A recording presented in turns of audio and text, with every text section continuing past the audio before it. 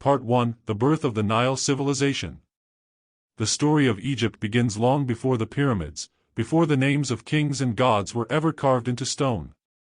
It begins with a river, a ribbon of life flowing through a desert of silence. The Nile. Each year, without fail, its waters breathing life into the soil and the people who lived beside it. They came to see the river not as mere water, but as the heartbeat of the earth itself. When the floods came, they brought silt and renewal. When they receded, they left behind fertile ground, dark as night and rich as creation. Here, in this narrow valley between endless sands, small communities of hunter-gatherers began to settle. They built mud brick huts near the riverbanks, learning to sow barley and wheat, to domesticate animals, to weave baskets, and to craft pottery painted with images of spirals, fish, and birds. The people of the Nile began to stay, to build, to belong. And over generations, the scattered tribes of the desert became something more, the first villages of Egypt. In the north, near the mouth of the river, where the waters spread into a fan-shaped delta, the people learned to fish, to sail, and to trade. In the south, where the cliffs narrowed around the river, the people carved tombs into stone and learned to work copper and gold. Slowly, the land divided itself, not by nature, but by habit. Upper Egypt in the south, Lower Egypt in the north. Two lands, bound by one river, yet divided by spirit. Each kingdom grew in its own way. In Upper Egypt, the white crown became a symbol of its kings, proud and tall like the falcon god Horus. In Lower Egypt, the red crown marked the rulers of the marshes, where papyrus grew thick and the horizon shimmered with light. Between them, tension grew like the heat before the flood. For centuries, the two lands watched each other, traded with each other, and occasionally fought over the rich delta or the sacred southern cliffs. But in this age before empires, war was not yet endless. The people of the Nile were too bound to the rhythm of the river to destroy what sustained them. When the floods came, they ceased fighting. When they harvested, they gave offerings to their gods, thanking them for balance and renewal. From this rhythm of peace and struggle, a new idea was born, the belief that order itself was sacred. They called it Ma'at, harmony, truth, and balance, the divine law that kept the stars from falling and the river from drying. It was Ma'at that held their world together, long before the first pyramid rose. To live in Ma'at was to live in accordance with the universe, to respect the gods, to act justly, to build, not destroy. And in time, they began to imagine that one man, one ruler, might embody Ma'at itself, a human bridge between heaven and earth. From this dream emerged the first kings. Their names were simple, their power small, but they ruled in the name of the gods. They led their people to dig canals, to build storehouses, to mark the passing of seasons by the stars. They became mediators of the floods, masters of water, earth, and time. And as these kings grew stronger, the two lands began to look toward one another, wondering if the gods intended them to become one. Somewhere around 3100 BCE, that dream became reality. In the south, a king rose from the city of Hierakonpolis, his name, Narmer. Some called him Menes, some remembered him as legend, but all knew his mark. He was the one who wore both crowns, the white of Upper Egypt and the red of Lower, uniting the two lands into one kingdom. On a polished slate palette carved with his triumphs, Narmer is shown smiting his enemies, falcon god hovering above him, binding papyrus and lotus, symbols of north and south, into one divine unity. For the first time in history, Egypt was one. And from that unification came the world's first nation-state, a land ruled not by tribes or cities, but by a single divine authority. Narmer's rule marked the dawn of the first dynasty, and with it, the birth of one of humanity's greatest civilizations. Under his successors, the concept of kingship became sacred. The pharaoh was not merely a man, he was the earthly embodiment of Horus, the falcon who soared between heaven and earth. His word was law, his image eternal. His palace was not only a place of power but a reflection of the cosmic order itself. And as the pharaoh ruled, the people labored to sustain Ma'at. They built temples to the gods of the river and sky, to Ra, who sailed across the heavens in his golden bark, to Osiris, the god of the afterlife and rebirth, and to Isis, mother of magic and protector of the pharaoh. These early temples were small, made of reeds and clay, yet they carried the seeds of grandeur that would one day rise in stone and gold. Along the river, new cities began to grow: Abydos, Memphis, and Thinis. Memphis, founded near the apex of the Nile Delta, became the seat of power, a bridge between the two lands. From here, the pharaoh could watch the floods, command the harvests, and communicate with distant nomes, the provinces that stretched from the Mediterranean to the First Cataract. Scribes emerged to record the flow of grain, the rise of stars, the names of kings. On papyrus scrolls, they began to write in symbols, pictorial marks that captured both sound and meaning. This would become hieroglyphs, the sacred writing of Egypt, the voice of gods and men alike. With order came prosperity. The people learned to make pottery glazed with vibrant colors, to carve stone vessels, and to weave fine linen from flax. They traded with Nubia to the south for gold and ivory, with the Levant to the north for cedar and silver. The Nile became the great highway of civilization, its boats gliding silently between temples and fields, carrying the wealth of Egypt's heart. But beneath the peace lay the eternal question that haunted every kingdom since Narmer: how long could unity last? The Nile gave life, but it also demanded obedience. A poor flood could bring famine, too much water could wash away homes and fields. The pharaoh was held responsible for all of it: the order of the cosmos, the fertility of the land, the justice of the people. If he failed, chaos, Isfet, would return. To prevent that chaos, the early kings built tombs not as houses of death, but as symbols of continuity. They were buried in massive mastabas, flat-roofed tombs with chambers filled with offerings, vessels, and models of servants to accompany them into eternity. These tombs at Abydos and Saqqara were the seeds of the pyramids to come. They embodied the Egyptian belief that death was not an end but a doorway to rebirth, the eternal mirror of the Nile's own cycle. As the first and second dynasties ruled, Egypt became more than a kingdom; it became a vision of stability in a world of deserts and storms. The Nile flowed, the fields grew, the pharaoh reigned, and the people prospered. From the marshes of the delta to the cliffs of Thebes, they saw themselves as part of a cosmic pattern, a civilization in harmony with the gods. But harmony, even divine harmony, is fragile. And in the centuries to come, Egypt would face drought, division, and collapse, only to rise again, stronger and more radiant than before. The river that gave it life would also test its soul. The story of Egypt did not end with Narmer's unification; it had only just begun. From that moment forward, the kingdom entered a new age of experimentation and order. The pharaohs of the first and second dynasties inherited not only a united land but also the immense challenge of ruling it. For the first time in human history, one ruler was responsible for thousands of lives stretched along hundreds of miles of river valley. To govern such a land, the kings of early Egypt needed more than divine authority; they needed organization. And so, the machinery of the state began to take shape. Each region of Egypt, known as a nome, had its own local leader who collected taxes, managed irrigation, and upheld the pharaoh's law. At the heart of this network stood the royal court: priests, scribes, and officials who ensured the smooth rhythm of the Nile mirrored the rhythm of the kingdom. The city of Memphis rose as the beating heart of this early state. Located at the narrow point where Upper and Lower Egypt met, it was both strategic and symbolic, a city of union. Here, the pharaoh built his palace and temple complex, dedicating it to Ptah, the creator god of craftsmen. The walls of Memphis gleamed in the sun, reflecting the wealth of the surrounding farmlands.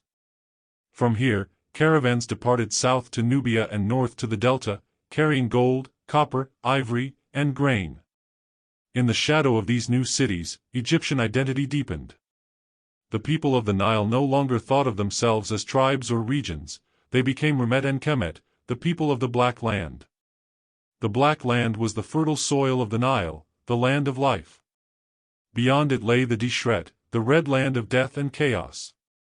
Life and death, flood and drought, order and disorder, the Egyptians saw their world in dualities, each one balanced by the other, each necessary for the universe to exist. From this duality emerged their religion, not a single faith, but a vast tapestry of gods and spirits, each representing a force of nature or a principle of creation. There was Ra, the sun god, whose fiery bark sailed across the sky by day and through the underworld by night.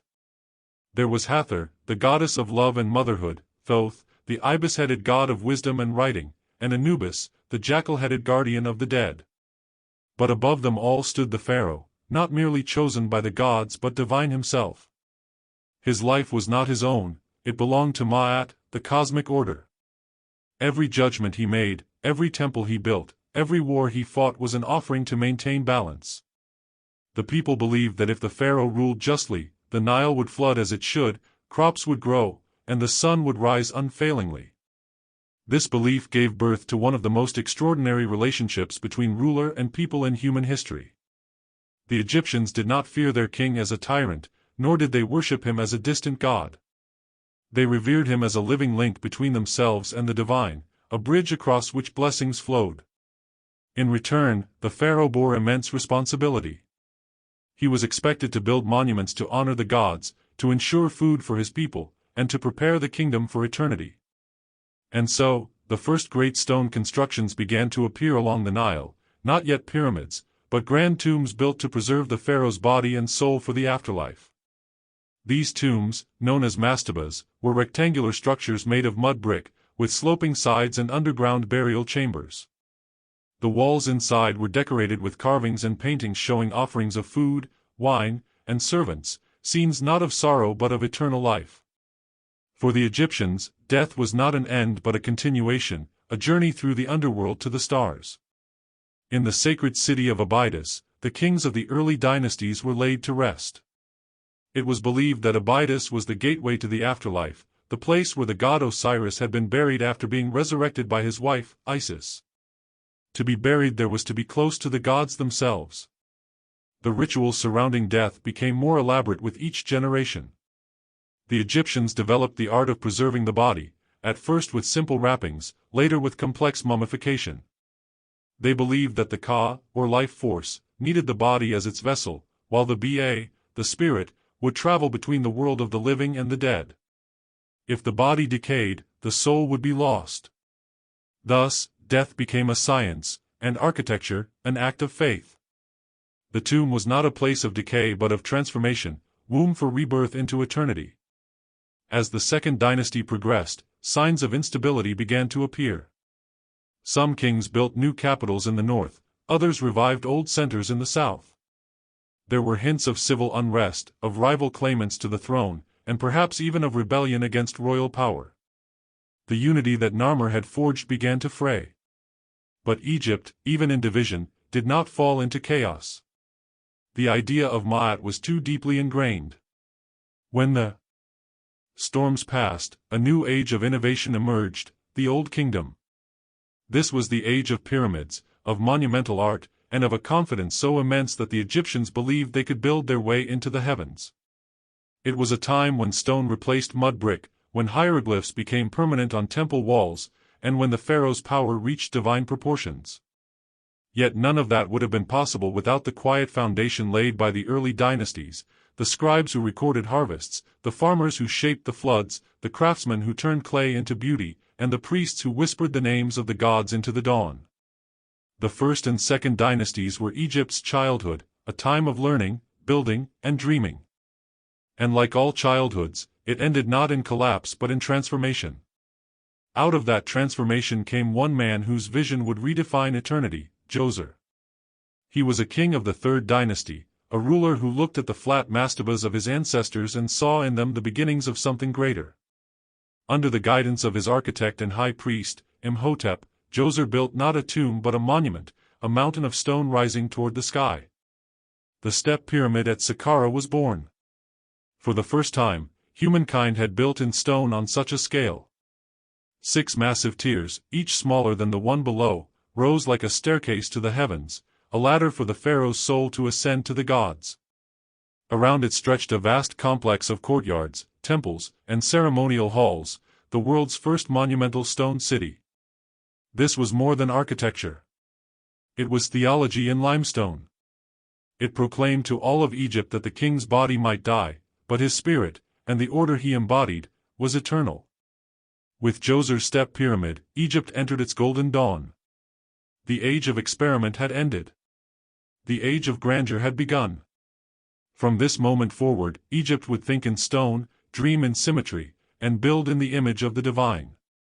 The pyramids were not mere tombs, they were a declaration that the universe itself could be made permanent, if only one had the faith and skill to carve it from the living rock. The pharaohs who followed would take that dream higher and farther, until their monuments touched the sky. The Nile, the eternal witness, would flow beside them, carrying whispers of eternity through the ages. And so, as the sun set over the desert and the waters of the river shimmered like gold, Egypt stood on the threshold of immortality. The child had become a kingdom. The kingdom was becoming a god. The old kingdom was about to begin. Part 2: The Age of the Pyramids, Egypt's Golden Dawn. The dawn breaks over the golden sands of Saqqara, and the desert seems to breathe. The air is still, the horizon painted in copper and rose, and from that silence rises something the world has never seen before, a monument so vast, so ambitious, that it changes forever what humankind believes it can do. This is the Step Pyramid of Djoser, the first pyramid ever built, the birth of stone architecture, and the eternal symbol of Egypt's leap into immortality. Centuries after Narmer's unification, the kingdom of Egypt has matured. Its rulers now command vast resources, its scribes fill libraries with hieroglyphs, and its priests shape the theology that will dominate Egyptian thought for millennia. And at the center of it all stands Pharaoh Djoser, a visionary who sees beyond the horizon of his own time. Djoser's reign marks the beginning of the Third Dynasty, around 2700 BCE. The land is stable, the floods are predictable, and Egypt's wealth flows like the Nile itself. But Djoser is not content with peace and prosperity. He wants to ensure that his name, and Egypt's divine order, will endure for eternity. His chosen architect, Imhotep, is unlike any man before him. A priest of Heliopolis, a physician, astronomer, and mathematician, Imhotep is perhaps the first genius in recorded history.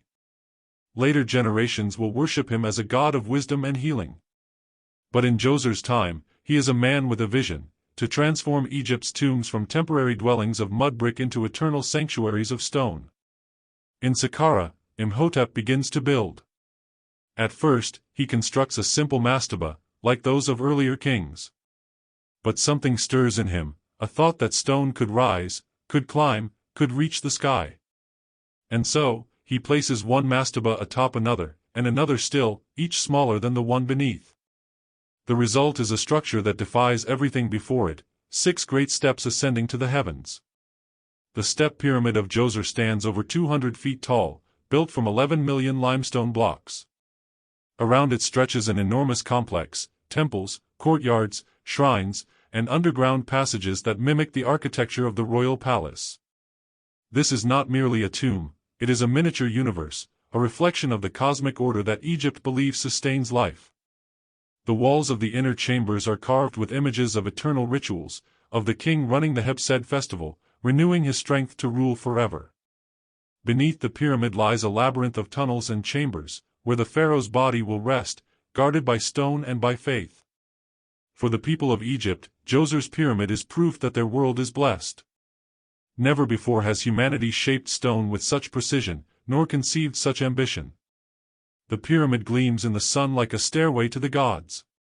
And at its summit, the pharaoh's spirit, his Ka, is believed to ascend to the stars, joining Ra in his eternal journey across the sky. With Djoser and Imhotep, Egypt enters its old kingdom, often called the Age of the Pyramids. It is a time of unprecedented creativity, wealth, and faith in divine order. The idea that the pharaoh is a god on earth becomes not just a belief, but a system.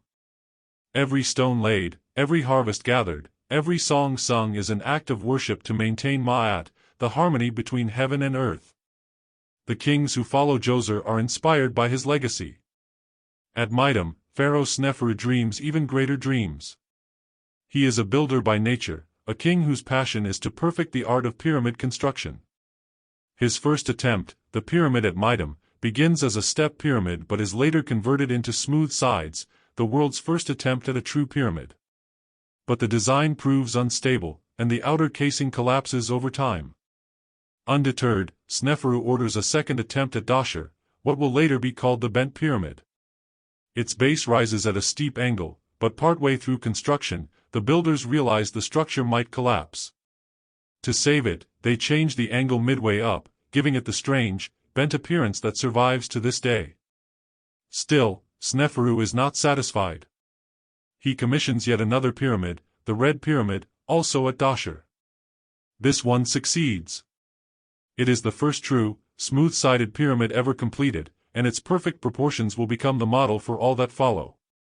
By the end of his reign, Sneferu has built more stone than any other pharaoh in Egyptian history. His projects employ tens of thousands of workers, skilled masons, architects, and laborers drawn from across Egypt. Contrary to later myths, these are not slaves, but citizens fulfilling a sacred duty. They are housed, fed, and honored for their work, their names preserved in quarry marks and graffiti that still survive today. When Sneferu dies, his son Khufu ascends the throne, and with him, Egypt's architectural ambition reaches its zenith. Around 2560 BCE, on the Giza Plateau, Khufu begins construction of what will become the most iconic monument on Earth, the Great Pyramid. The Great Pyramid of Giza is the culmination of a century of innovation. It stands 481 feet tall, built from over 2.3 million limestone and granite blocks, some weighing more than 70 tons. Its base covers 13 acres, aligned almost perfectly to the cardinal points. Even today, modern engineers stand in awe of its precision. The joints between stones are so tight that not even a sheet of paper can fit between them. For the ancient Egyptians, this was not merely engineering, it was religion in motion. Every block represented an act of devotion, every hall of stone was a prayer made solid. The pyramid's four sides rose toward the heavens, converging at a point that symbolized the sun god Ra, the source of all life. Around the Great Pyramid, Khufu built a city of workers, priests, and officials. Archaeological discoveries reveal bakeries, breweries, hospitals, and living quarters, evidence of an organized and respected workforce. Life at Giza was bustling, music, laughter, and ritual filled the air as artisans shaped eternity from stone. Inside the Great Pyramid, a series of ascending corridors leads to the king's chamber, where Khufu's sarcophagus would rest. The ceiling is made of massive granite beams, some weighing over 50 tons, hauled all the way from Aswan, hundreds of miles to the south. The walls are bare, no decoration, no inscriptions, a silent testament to perfection itself. Beside Khufu's pyramid stand those of his son Khafre and grandson Menkaure, each accompanied by temples and smaller tombs for queens and nobles. The Sphinx, a colossal lion with a human face, carved from a single block of limestone, guards the plateau. Its gaze faces east, welcoming the rising sun, the eternal symbol of rebirth. The Pyramid Age represents the height of Egypt's faith in divine kingship. The people see their pharaohs not just as rulers but as living embodiments of cosmic order. To serve the king is to serve the universe. Every offering placed at the temple, every statue carved in stone, every hieroglyph etched into a wall is a reaffirmation that Ma'at endures. But beneath the glory, the weight of such devotion begins to strain the system. The vast resources needed for pyramid building, manpower, grain, and copper, stretch Egypt's economy to its limits. The pharaoh's divine image depends on continuous construction, but as each generation builds larger and grander monuments, the burden on the land grows. Still, Egypt thrives. The Nile continues its eternal cycle of flood and renewal. The people trust in the gods, and the temples echo with hymns to Ra, Osiris, and Hathor. In cities like Heliopolis and Memphis, priests study the stars, refine calendars, and measure time itself with astonishing accuracy. They divide the year into 365 days, 12 months of 30 days each, plus 5 sacred days to honor the gods. The Old Kingdom is not only an age of builders but also of thinkers. The Egyptians begin to write not just for record-keeping but for philosophy. On tomb walls and papyrus scrolls appear wisdom texts, reflections on justice, humility, and destiny. The Instruction of Ptahhotep, written around 2400 BCE, teaches that true greatness lies in kindness, patience, and respect. It is one of the oldest moral texts in human history. As the fourth dynasty gives way to the fifth, the focus of kingship slowly shifts. The later pyramids, though still impressive, are smaller. the emphasis moves from pure monumentality to ritual and theology. Temples to the sun god Ra rise at Abu Ghurab and Abu Sir, reflecting the growing power of the priesthood. Inscriptions known as the pyramid texts appear for the first time, carved into the walls of royal tombs. These texts, a collection of spells, prayers, and hymns, are the oldest religious writings in the world. They describe the pharaoh's journey through the underworld, his encounters with gods, and his final ascension to the stars. The language is both poetic and cosmic. The king flies as a falcon, he soars as the sun, his bones are iron, his limbs are stars. Through these words, we see how deeply the Egyptians believed that life and death were intertwined. To die was to awaken in another form, to join the eternal cycle of creation. Yet even as the pyramids glistened beneath the sun, cracks began to appear in the fabric of the Old Kingdom. The wealth that once flowed freely to the royal court now trickles to regional governors, the nomarchs, who gain increasing power. The cost of pyramid building drains the treasury, and famines follow years of low Nile floods. The faith that once united Egypt begins to falter. When the king can no longer guarantee Ma'at, people start to wonder if he is truly divine. The last great ruler of this age, Pharaoh Pepi II, ascends the throne as a child and rules for over 90 years, the longest reign in human history. But by its end, the kingdom is exhausted. Local lords act independently, rivaling the authority of the crown. The pyramids shrink, and the temples fall quiet. The Old Kingdom, the age of stone and faith, begins to fade. Egypt enters a time of confusion, drought, and division known as the First Intermediate Period. But Egypt's spirit does not die. The same Nile that has witnessed its rise will also witness its rebirth. In the darkness that follows, new voices emerge, poets, scribes, and rulers from humble origins, who will redefine what it means to be Egyptian.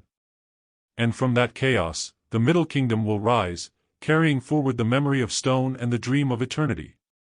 The pyramids remain, standing against the desert wind, silent witnesses to an age when humanity first reached for the divine. They are the heartbeat of a civilization that refused to die. Part 3: The Collapse and Rebirth, Egypt's First Intermediate Period and the Rise of the Middle Kingdom. The wind sighs softly over the sand-covered ruins of what was once the mightiest civilization on earth. The pyramids of Giza shimmer faintly beneath the heat, their shadows long and silent. Around them, the villages that once built them have fallen still. The Nile still flows, patient and eternal, but the rhythm of its floods has grown uncertain. The people watch the river anxiously, for in its waters lies the promise of life, or the certainty of death. This is Egypt around 2200 BCE, at the end of the Old Kingdom, a land that has forgotten the sound of its own heartbeat. For nearly 5 centuries, Egypt had stood as the unshakable pillar of the ancient world, its kings divine, its gods unquestioned. The pyramids of Khufu, Khafre, and Menkaure had been built as eternal monuments, meant to preserve the balance of the cosmos forever. But forever, even in Egypt, is a fragile thing. It began with the Nile. The floods that once came like clockwork began to fail. For years at a time, the waters rose too little or too late. The fertile black soil of the delta turned to dust, and the fields that once fed millions grew barren. The people starved, and their faith began to waver. The ancient texts, the admonitions of Epure, tell of this age in voices heavy with sorrow. The river is dry, men cross the water on foot. The nobles are hungry, the beggars rejoice. The great tombs are violated, the secret places revealed. It was as if the world had turned upside down, as if Ma'at, the divine order, had been broken. In this turmoil, Egypt's unity fractured. The once mighty kings of Memphis could no longer command the loyalty of the distant provinces. Local governors, called nomarchs, began to rule their regions independently, building their own tombs, commanding their own armies, and even minting their own symbols of power. Each nome, or district, became a kingdom in miniature, loyal only to its own survival. The great bureaucracy of the Old Kingdom, that intricate web of scribes and priests and tax collectors that had bound Egypt together, began to unravel thread by thread. At first, it was quiet chaos, not an explosion, but a slow decay. Grain stores went empty, irrigation channels fell into disrepair, and the temples stood silent as offerings ceased. In the tombs of the dead, priests who had once chanted hymns now whispered prayers for their own families. Without a strong central authority, rival dynasties arose, one in Heracleopolis, near modern Beni Suef, and another in Thebes, far to the south. The rulers of Heracleopolis claimed the legacy of the Old Kingdom. They saw themselves as the rightful heirs to Memphis and its gods. Their kings bore names like Kati and Merakare, and they tried, with limited success, to restore order to the north. But in the south, a different vision was taking shape, one that would eventually redefine Egypt itself. The city of Thebes, once a modest provincial center, began to rise under the leadership of a family determined to reunite the two lands. Among them was a man named Intef, whose descendants would become known as the 11th dynasty. At first, the Theban lords were little more than ambitious warlords, building alliances, fighting rival nomes, and expanding their control up the Nile. But with each generation, their power grew. They built tombs in the cliffs of western Thebes, not pyramids of shining stone, but vast rock-cut chambers decorated with painted scenes of life and death. These tombs mark a turning point in Egyptian thought. They no longer glorify the pharaoh as a god alone, they speak of ordinary men and women, of families and hopes, of the journey of every soul into the afterlife. The idea that only kings could live forever begins to fade. Immortality becomes a hope for all. Meanwhile, the rulers of Heracleopolis struggle to hold their crumbling realm together. They maintain old traditions, uphold the temples of Ra, and try to present themselves as guardians of Ma'at. But their resources are thin, their authority weak, and the people's faith uncertain. The land is weary. Egypt's great age of glory has become a memory whispered in the dark. Then, around 2050 BCE, a new light rises on the horizon. From Thebes comes a king unlike any before, Mentuhotep II. His name means, Montu is satisfied, invoking the Theban war god. And indeed, Mentuhotep is both warrior and visionary. He sees Egypt not as a land of broken nomes, but as one people, bound by the river and the gods. He marches north with his armies, conquering city after city, and after years of struggle, he defeats the rulers of Heracleopolis. For the first time in over a century, Egypt is one again.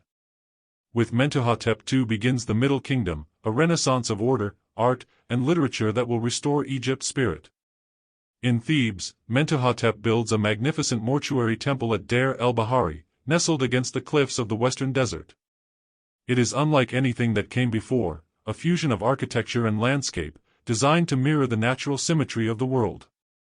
Broad terraces rise in stages, linked by ramps and lined with colonnades.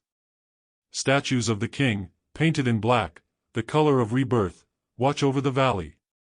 The temple's design will echo across the ages, inspiring the grand monuments of later queens and kings. Here, in stone and shadow, Egypt's sense of divine harmony is reborn. The Middle Kingdom ushers in a new ideal of kingship. The pharaoh is no longer a distant god towering above humanity. He is a shepherd, the caretaker of his people, the guardian of the weak. The literature of this age reflects a deep empathy, a recognition of suffering and responsibility. Texts like the tale of the eloquent peasant and the instruction for King Merakare reveal a more human voice than the cold majesty of the Old Kingdom. The peasant's story speaks of justice denied and sought, of truth triumphing through persistence. Merakare's instruction reminds rulers that their power exists to protect, not to oppress. Egyptian art also changes. While the Old Kingdom statues portrayed perfect, timeless faces, the Middle Kingdom sculptors capture emotion, the furrowed brows, the weary eyes of men who carry the burdens of leadership. Mentuhotep's successors continue his work. The 12th dynasty, founded by Amenemhat I, brings new strength and innovation. Moving the capital north to a city called Ichtoi, near modern-day Fayum, Amenemhat centralizes power once more. He reorganizes the provinces, builds canals to improve irrigation, and re-establishes Egypt's economy. His son, Senusret I, expands Egypt's influence into Nubia, securing the gold mines and trade routes that flow from the south. Great fortresses rise along the Nile, protecting Egypt's borders from invasion and ensuring control of the river's riches. Senusret is a builder too, raising temples of white limestone, radiant in the sun. At Heliopolis, he constructs an obelisk that still stands today, one of the oldest surviving in the world. His reign, and those of his successors, mark a flowering of Egyptian culture. Craftsmen carve delicate jewelry, scribes produce the earliest known fictional stories, and poets write hymns that blend philosophy and devotion. Among these is the tale of Sinew, the story of a court official who flees Egypt in fear after the death of his king, living for years among foreigners before returning to die in his homeland. The tale captures something deeply human, the longing for home, the pull of the Nile, the eternal bond between Egypt and her children. The Middle Kingdom also perfects the art of tomb building. The massive pyramids of the Old Kingdom give way to more modest, hidden tombs, often cut into cliffs, guarded by labyrinths of corridors and false doors. The emphasis shifts from scale to symbolism. Inside, walls bloom with color, scenes of fishing, farming, feasting, and worship. The afterlife becomes a reflection of earthly joys, painted with infinite care. In religion, too, the focus broadens. The god Osiris, once a regional deity of the underworld, becomes the central figure of Egyptian belief. His myth, of death, dismemberment, and resurrection, offers comfort to a people who have seen their world die and be reborn. To follow Osiris is to trust that life, like the Nile, will always return. Temples to Osiris rise in Abydos, his sacred city. Pilgrims travel from across Egypt to leave offerings and to have their names inscribed near his shrine, believing it will bring eternal life. Under the later kings of the 12th dynasty, particularly Senusret III and Amenemhat III, Egypt reaches a new height of stability. The borders are secure, trade flourishes with the Levant and Nubia, and monumental projects once again reshape the land. The Fayum oasis is transformed through vast irrigation works, creating new fields where desert once lay.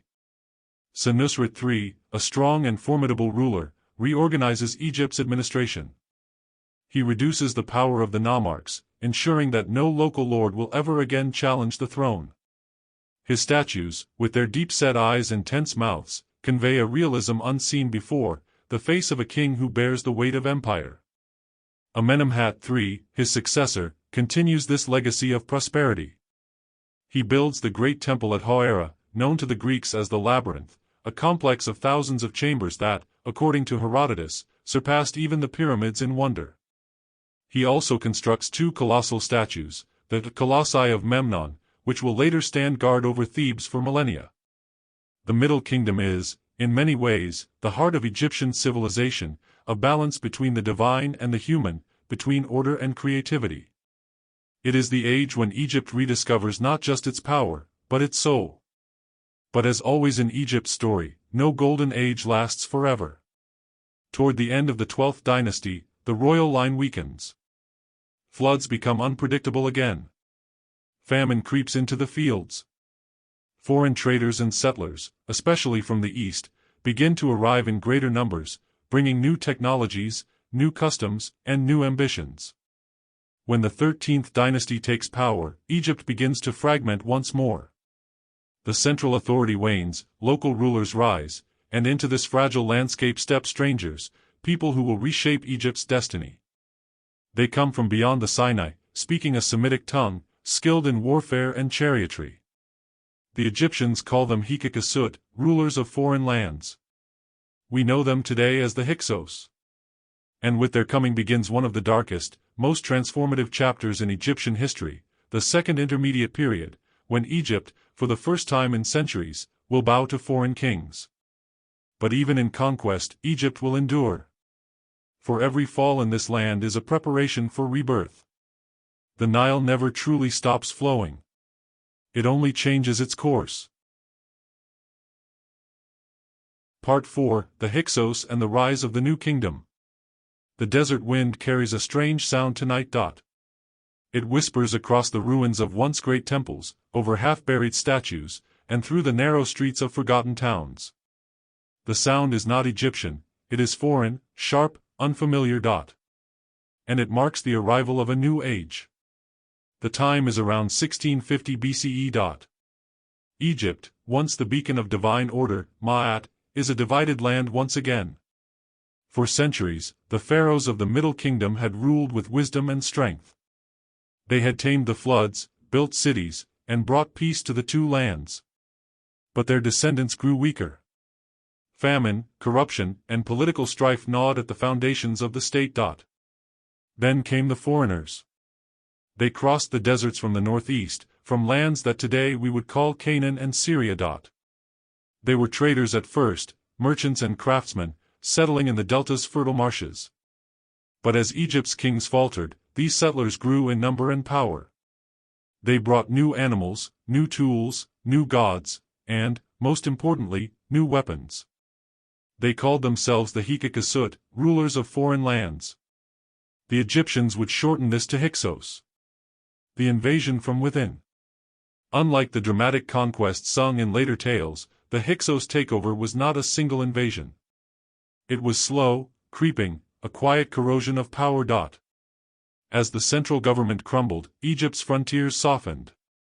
The north, the lush delta, became a patchwork of independent towns and fortified estates. At Avaris, near the eastern edge of the delta, a new city began to grow.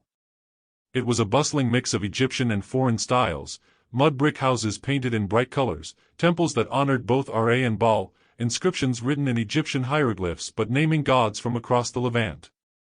The Hyksos kings ruled from Avaris, and though they adopted Egyptian titles and customs, they remained outsiders. Their rule was marked not by monumental building, but by military innovation. They introduced the horse-drawn chariot, a weapon that would transform warfare forever. Before the Hyksos, Egyptian armies had marched on foot, armed with spears and shields. Now they faced fast-moving chariots pulled by teams of horses, animals the Egyptians had never seen in war. The Hyksos also brought the composite bow, made of wood, horn, and sinew, smaller than the Egyptian bow but far more powerful. Their soldiers wore bronze armor and wielded scimitars that curved like crescent moons. Against these new weapons, the old Egyptian armies stood little chance. The Hyksos swept through the north, establishing control over Lower Egypt. In the south, native Egyptian rulers clung to power around Thebes, maintaining a fragile autonomy. The once unified two lands were divided again, the delta under Hyksos rule, and Upper Egypt in the hands of Theban kings who refused to kneel. It was a time of humiliation, of quiet resentment. The great temples of the gods stood silent. The fields were taxed by foreign overseers. The sacred lands of Ra and Osiris were ruled by men who spoke a foreign tongue. For the first time in living memory, Egypt was not free. Thebes, the flame in the darkness. But Egypt's story has never been one of surrender. Even in its darkest hours, there is always a spark, a stubborn ember that refuses to die. That spark burned in Thebes. The Theban princes, descendants of the old Middle Kingdom line, held a small kingdom centered along the Upper Nile. Their power was limited, but their pride was boundless. They worshipped Ammonius, the hidden god, whose name meant the Invisible One. And they began to see themselves as his chosen defenders, the last hope of a land betrayed by foreigners. The tension between Thebes and Avaris simmered for generations, an uneasy peace held together by trade and mutual exhaustion. But eventually, words turned to war. The story of that first spark comes from a curious text known as the Quarrel of Apophis and Sekenenra. It tells of a Hyksos ruler, Apophis, who sends an absurd message to the Theban king, Sekenenra. The noise of your hippopotamuses in Thebes keeps me awake in my palace at Avaris. Silence them, or I will make war upon you. The tale is part satire, part legend, but it captures the arrogance and tension of the time. Sekenenra refused to submit. And so began the first war of liberation in Egyptian history. The records tell us little of the battles, but they tell us much of the man. Sekenenra's mummy, discovered thousands of years later, bears horrific wounds. A crushed skull, deep cuts across the face and temple, likely inflicted by a Hyksos battle axe. He died fighting, perhaps captured in combat, executed before his soldiers' eyes. But his sacrifice lit a fire that would not be extinguished. Chamos and the war for the Nile. After Sekenenra's death, his son Chamos took the throne of Thebes. He inherited a broken kingdom and a war half lost. Yet he refused to surrender. In one of his surviving stelae, stone inscriptions carved with royal decrees, Chamos rails against the humiliation of Egypt. To what end do I see my sovereignty shared with an Asiatic, each man possessing his own part of Egypt? I shall not leave him at peace. I shall attack him and rip open his belly. Chamos led daring campaigns northward, striking Hyksos strongholds along the Nile. He captured towns, destroyed supply lines, and seized enemy ships. His boldness astonished both friend and foe, a Theban prince defying an empire. Though Chamos died before the war's end, his victories weakened the Hyksos and inspired his younger brother, Ahmose, a name that would become legendary. The rise of Ahmose, Egypt's liberator. Ahmose came to the throne as a young man, inheriting not just a crown, but a cause. He trained his armies, forged alliances with Nubia, and embraced the new military technologies that the Hyksos themselves had introduced: chariots, horses, and composite bows. In a poetic twist of fate, Egypt would now use its enemies' weapons against them. Ahmose marched north, city by city, fortress by fortress. His campaigns are recorded on the walls of tombs, especially that of a soldier named Ahmose, son of Abana, who fought alongside his king. He tells us of brutal battles, of sieges that lasted months, of courage rewarded with gold and land. Finally, Ahmose reached Avaris itself, the Hyksos capital. The city was vast and well fortified, filled with foreign soldiers and traders. The siege lasted for years. But the Egyptians had mastered their new art of war. They stormed the walls, cut off supplies, and hunted the Hyksos from one stronghold to another. When Avaris fell, Ahmose chased the remnants of the Hyksos army across the Sinai into Canaan, ensuring that Egypt's borders would never again be so easily breached. With the Hyksos expelled, Egypt stood free once more. And with that freedom began the new kingdom, the most glorious and ambitious era in Egypt's long history. The new kingdom, Empire of the Sun. The Theban kings had not merely restored Egypt, they had transformed it. The trauma of foreign occupation had changed the Egyptian psyche. Never again would they see themselves as isolated or content within their borders. Now they would project power beyond the Nile, ensuring that no foreign ruler could threaten them again. The 18th dynasty, founded by Ahmose, became a dynasty of conquerors, builders, and gods. Ahmose rebuilt the temples that the Hyksos had defiled. He reopened the quarries, restored the tombs, and filled the temples with offerings. He also reorganized the state, re-establishing Egypt's old bureaucracy but with Thebes as its spiritual heart. The god Ammonius, once a local deity, now rose to supreme prominence, merged with the sun god Ra as Ammonius Ra, king of the gods. His temples grew vast and magnificent, especially the one at Karnak, whose construction would span generations. In these early years, Egypt looked both inward and outward, inward to heal, outward to dominate. Ahmose's successors continued his legacy. His son Amenhotep I expanded Egypt's influence south into Nubia, securing gold mines and trade routes. He also built new temples and introduced a system of divine kingship that linked every pharaoh directly to Ammonius Ra's will. Then came a man whose name still echoes across millennia, Thutmose I. Thutmose I, the birth of empire. Thutmose I was a warrior king, bold and visionary. Under his rule, Egypt ceased to be merely a kingdom. It became an empire. He led campaigns deep into Nubia, extending Egypt's southern border to the Fourth Cataract. But his greatest triumphs came in the north, where he led his chariots across the deserts into Syria, capturing cities that had once traded with the Hyksos.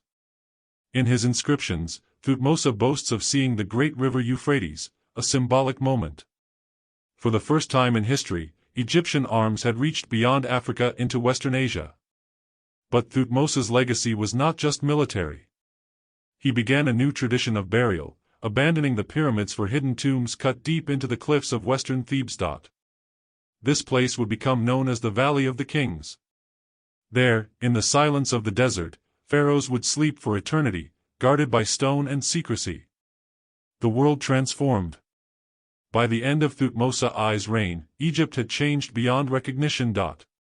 It was no longer the fragile land divided by famine and foreigners. It was a mighty empire, rich, organized, and ambitious. The old fear of chaos had been replaced by a new hunger, a hunger for glory, conquest, and eternal remembrance. The seeds sown by the struggle against the Hyksos had blossomed into a civilization that would dominate the ancient world for centuries, giving rise to legendary figures like Hatshepsut, Akhenaten, and Ramesses the Great. But those are tales for another night, stories of gods and queens, of heresy and empire, of triumph and decay.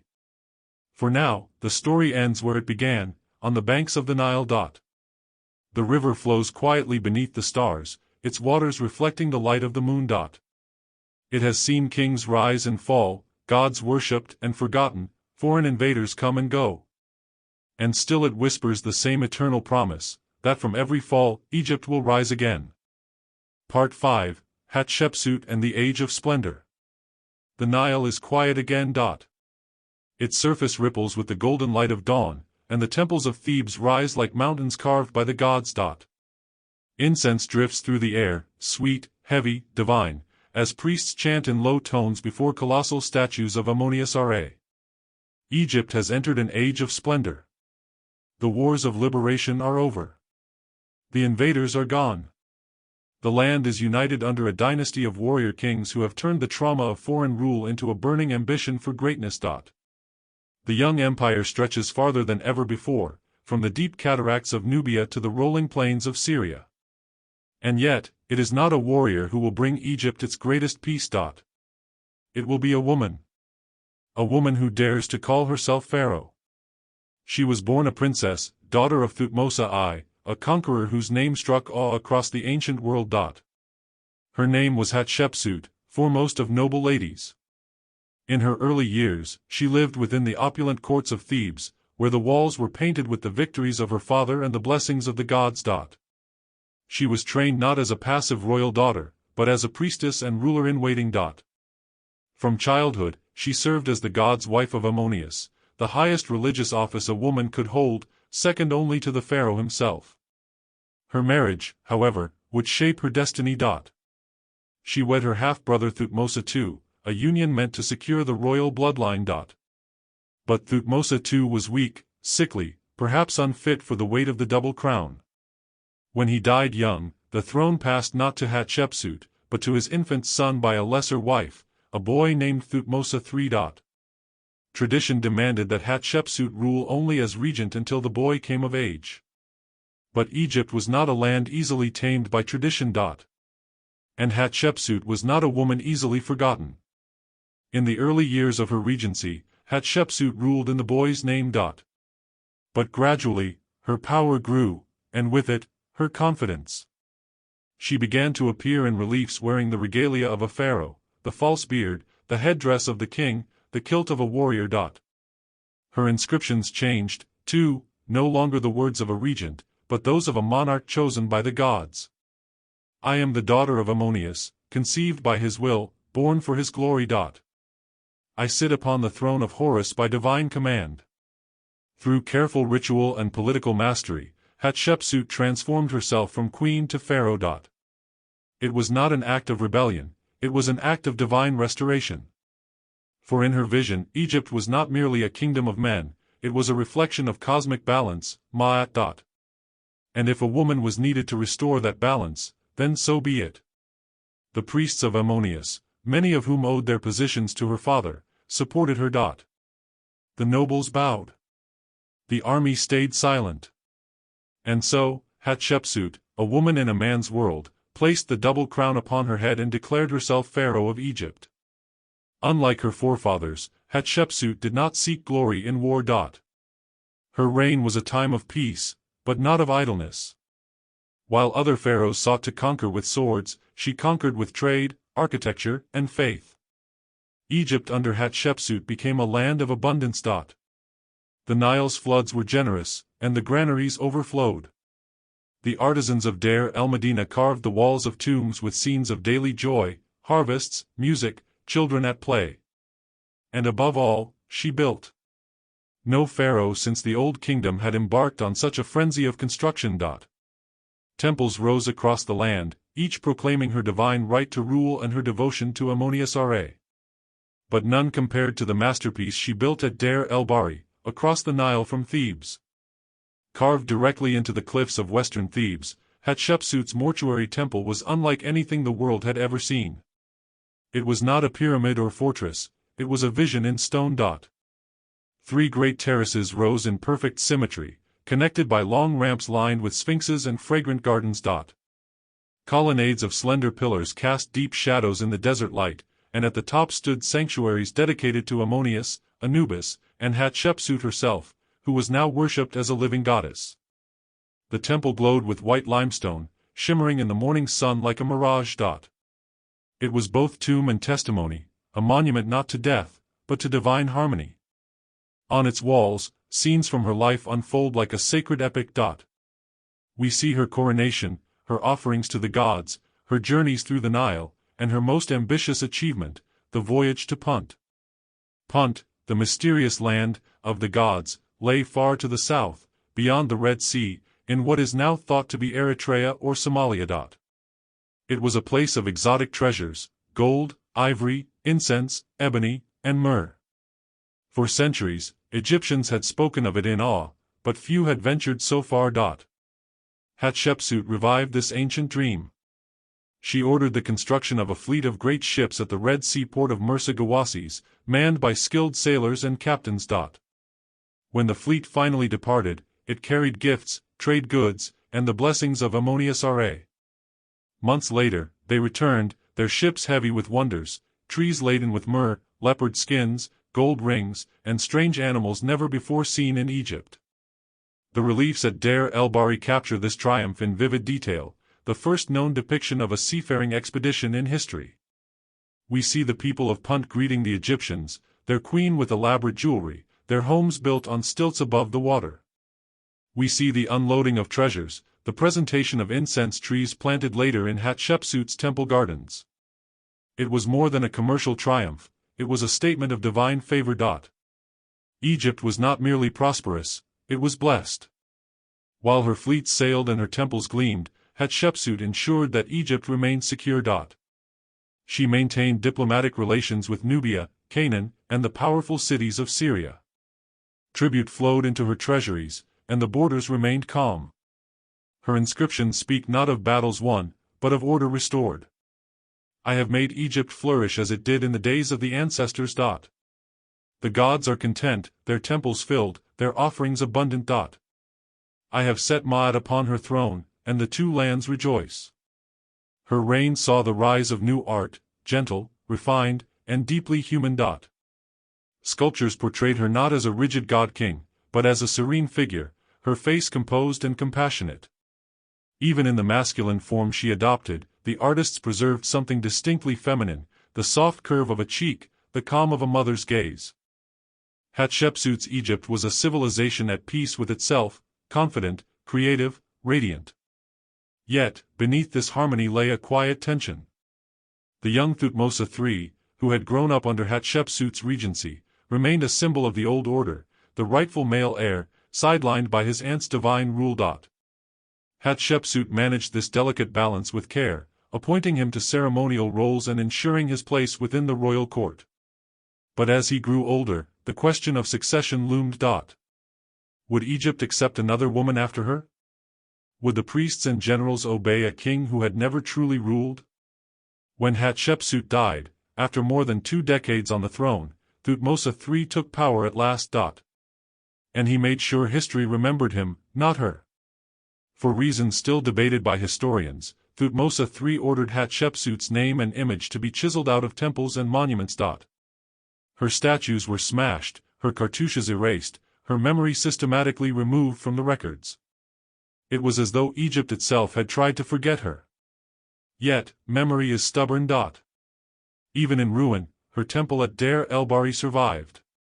Her face endured on fragments of stone, her achievements whispered through centuries of sand. And when modern archaeologists uncovered her mummy in the early 21st century, the world rediscovered a queen who had ruled like a god and built like a legend. Hatshepsut's reign was not marked by conquest or bloodshed.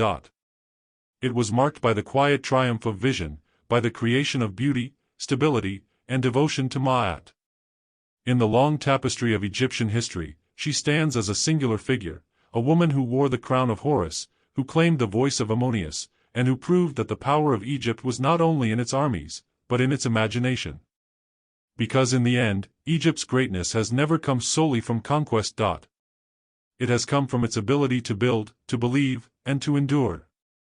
And so, as the sun rises once more over Thebes, its rays touching the limestone terraces of her temple, Hatshepsut's legacy still glows with the color of eternity. Part 6, Thutmose III and the Empire at War. The sun rises over the sands of Egypt, casting its first light upon the temples of Thebes. The walls still bear the faded images of a woman king, Hatshepsut, the queen who had ruled as pharaoh. Her reign had brought peace, wealth, and splendor to the two lands. But now, her voice had fallen silent, and another was ready to take the throne. The young boy she once guided, Thutmose III, now stood as the rightful ruler of Egypt. He had waited for this moment for more than 20 years. For 2 decades, Hatshepsut's power had overshadowed his own. Though he had been crowned beside her, it was she who had worn the double crown, she who had stood before the people as pharaoh. But now, with her death, the shadow lifted. Thutmose III ascended the throne not as a child king but as a man trained in the art of war, eager to restore Egypt's might. The Egypt he inherited was strong and prosperous, yet its influence had begun to wane in distant lands.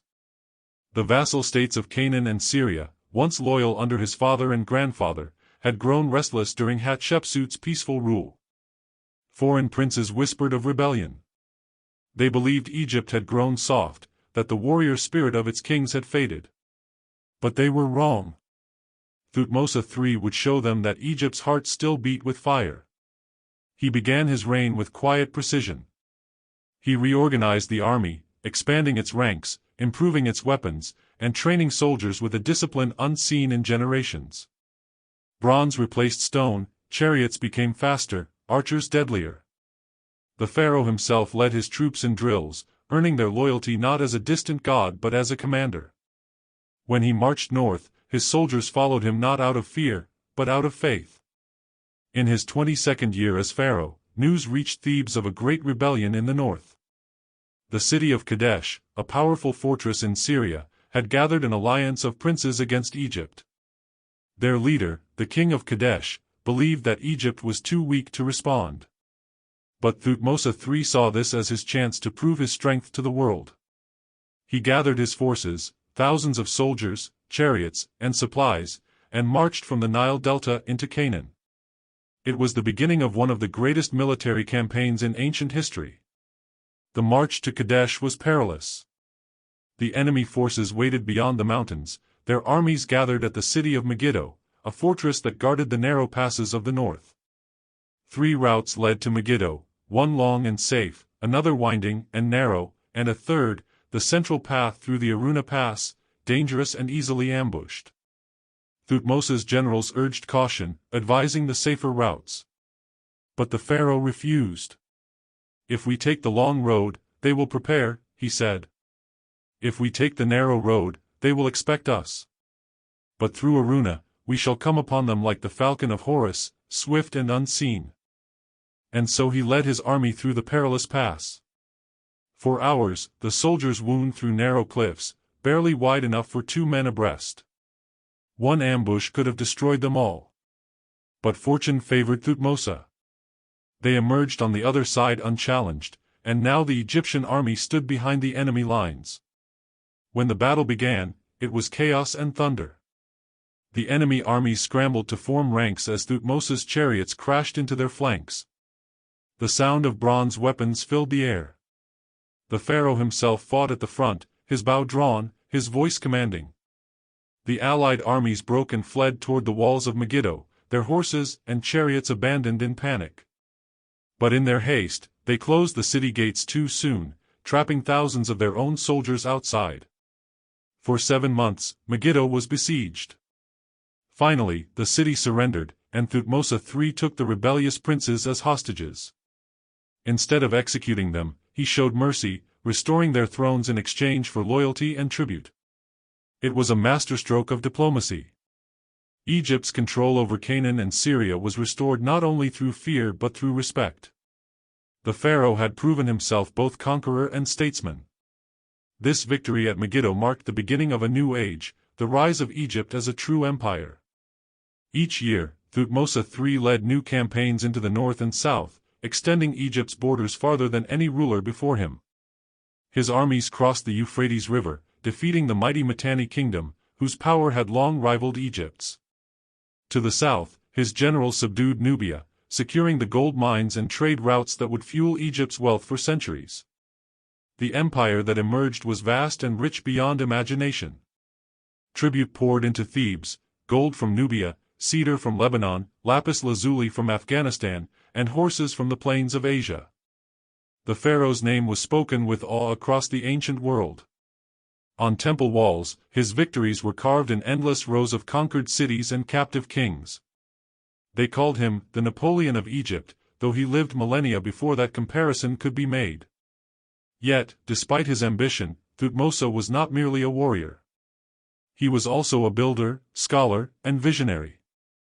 He adorned the temples of Karnak with obelisks, reliefs, and colossal statues celebrating Ammonius Ra, his divine father. He commissioned scribes to record his campaigns, ensuring that his deeds would echo through eternity.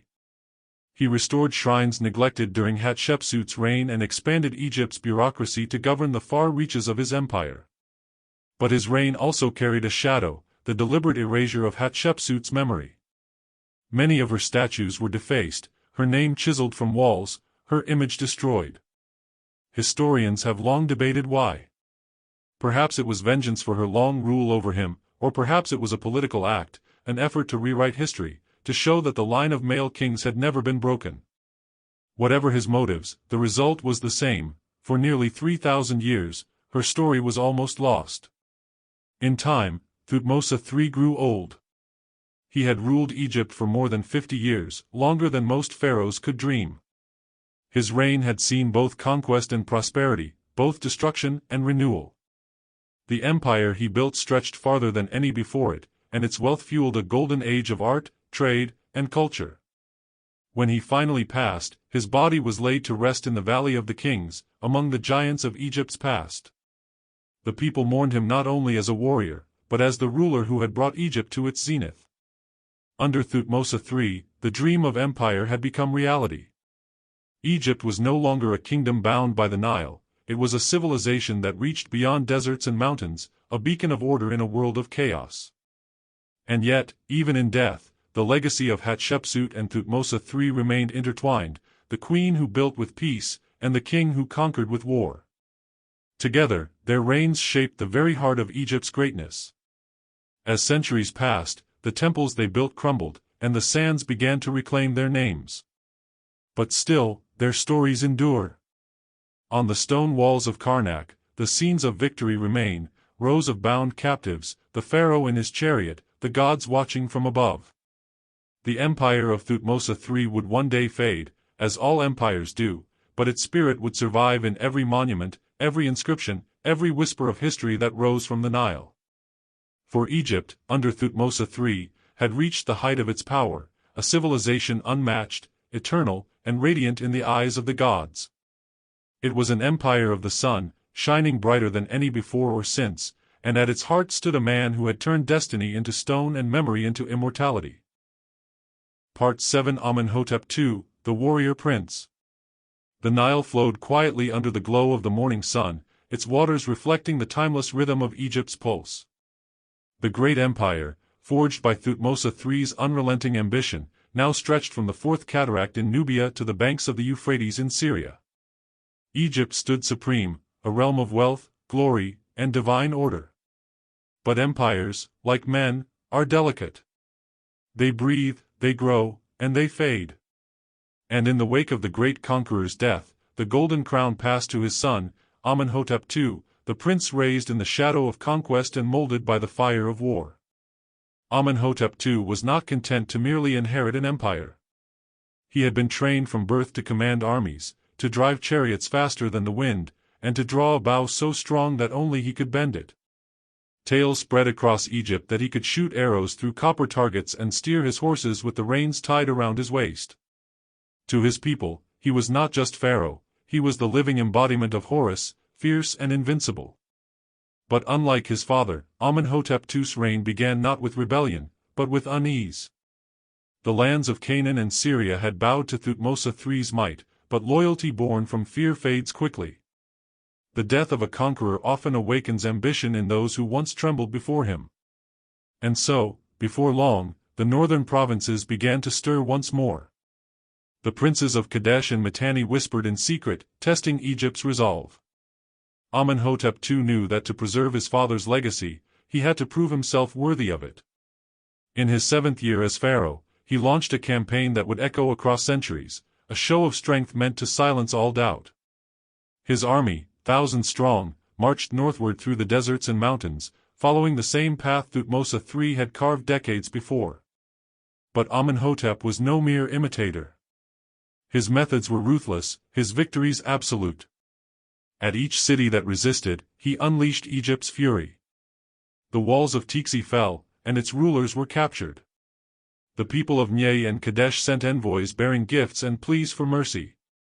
When the pharaoh returned to Thebes, he brought with him not just tribute but prisoners, hundreds of them, bound, branded, and paraded before the temples of Ammonius. The message was clear: Egypt's empire would not weaken under his hand. In temple inscriptions carved at Karnak, Amenhotep II boasted of his feats, the taking of 7 princes at one time, their execution before the gods, their bodies displayed as proof of Egypt's might. To modern eyes, it was brutal, but to the ancient world, it was justice, divine retribution for those who defied Ma'at, the sacred order of the universe. Yet beneath this iron rule, Egypt was also changing. The empire's borders had been secured, and peace, though uneasy, settled once more over the land. Trade flourished again. Caravans brought exotic goods from every corner of the known world: cedar from Lebanon, copper from Cyprus, ivory from Nubia, and incense from Punt. The temples swelled with offerings, and the priests of Ammonius grew ever richer. But power shared is power divided. The priesthood, now entrenched at Thebes, began to rival the pharaoh himself in wealth and influence. The temples of Ammonius had become miniature kingdoms, owning vast estates, employing thousands, and controlling immense resources. The pharaoh was divine, yes, but so was Ammonius, and the priests spoke in his name. The seeds of a future struggle were already being sown. Amenhotep II ruled for over 2 decades, and his reign was one of consolidation rather than expansion.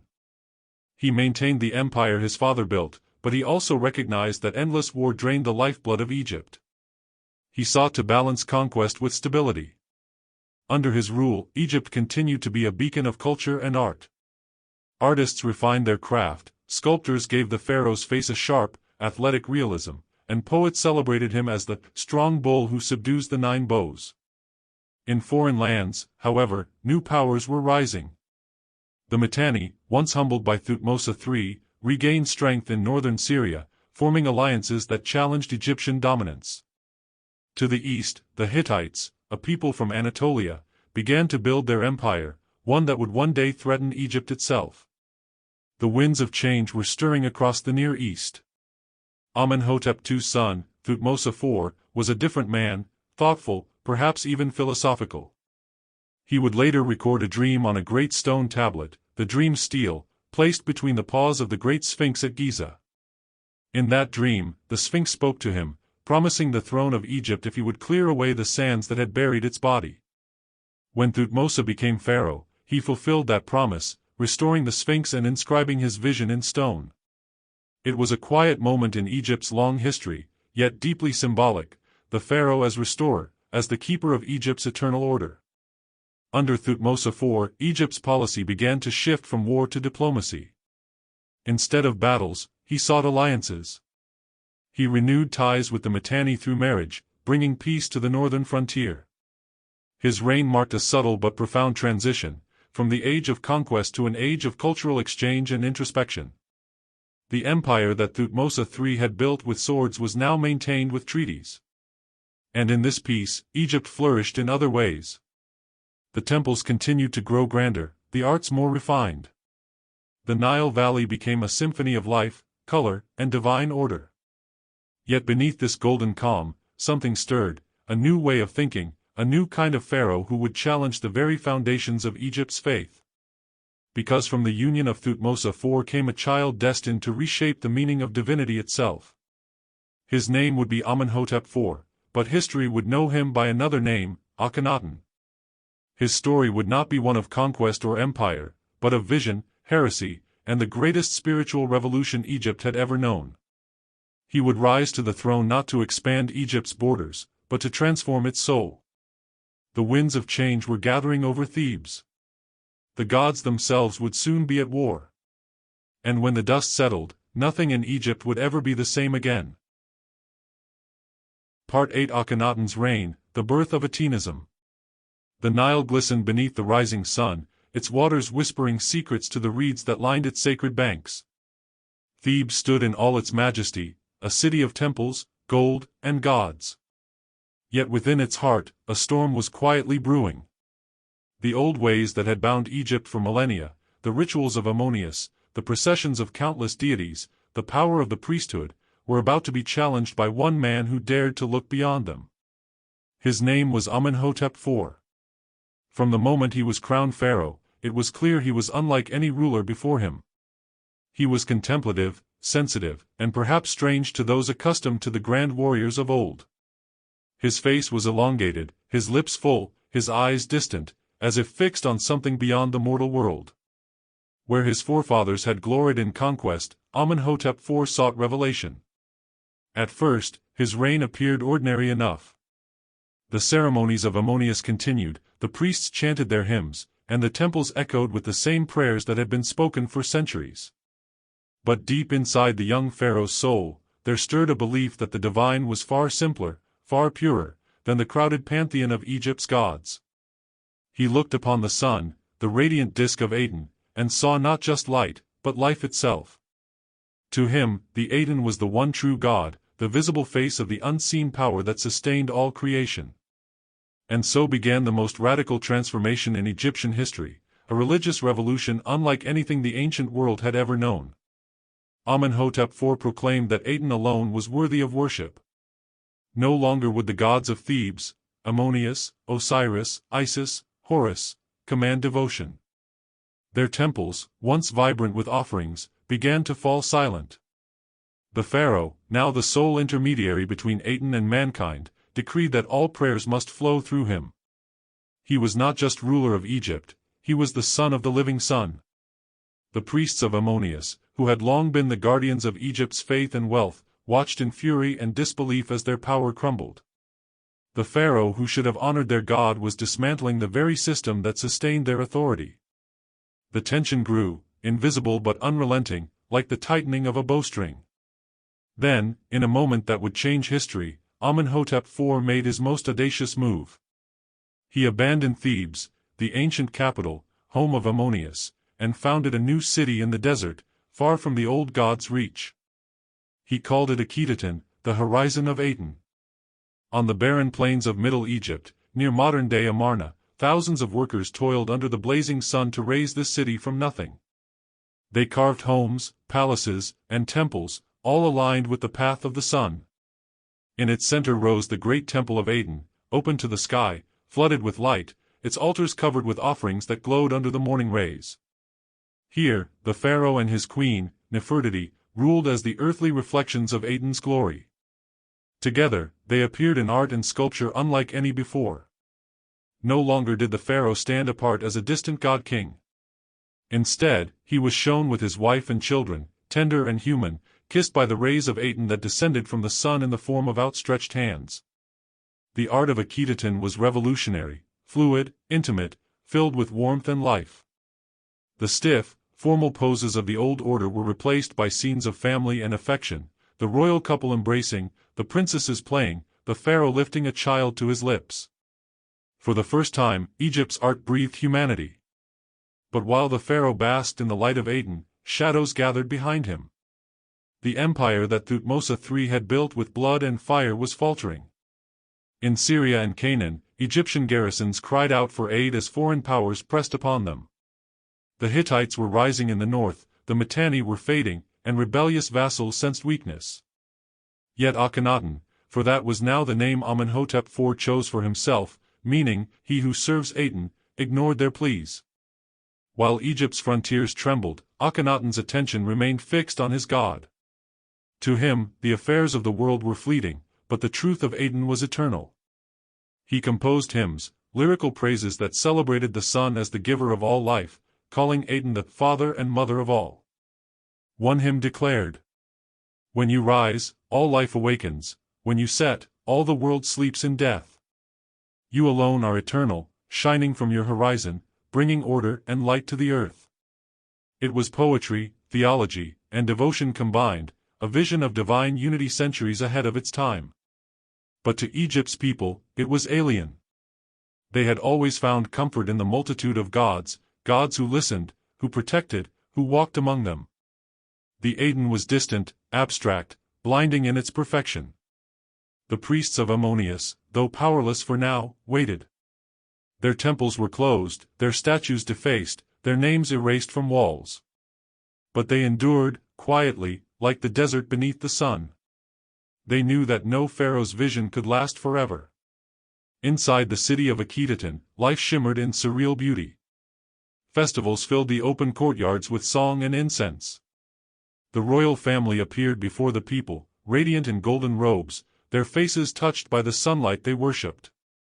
Nefertiti, whose beauty was legendary, became a symbol of divine grace, the embodiment of Aten's perfection on earth. But time is cruel even to visionaries. As Akhenaten aged, whispers of unrest reached his ears. The people murmured that Egypt's gods were angry, that the Nile no longer flooded as it once had, that famine and sickness were signs of divine punishment. His courtiers grew uneasy. His foreign vassals, abandoned, began to fall away.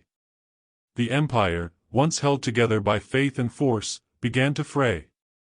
And then came tragedy.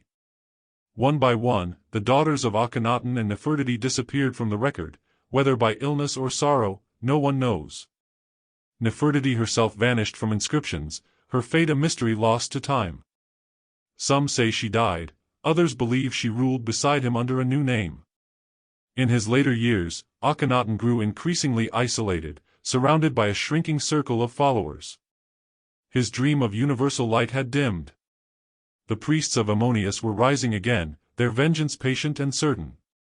And beyond Egypt's borders, enemies waited for the moment to strike.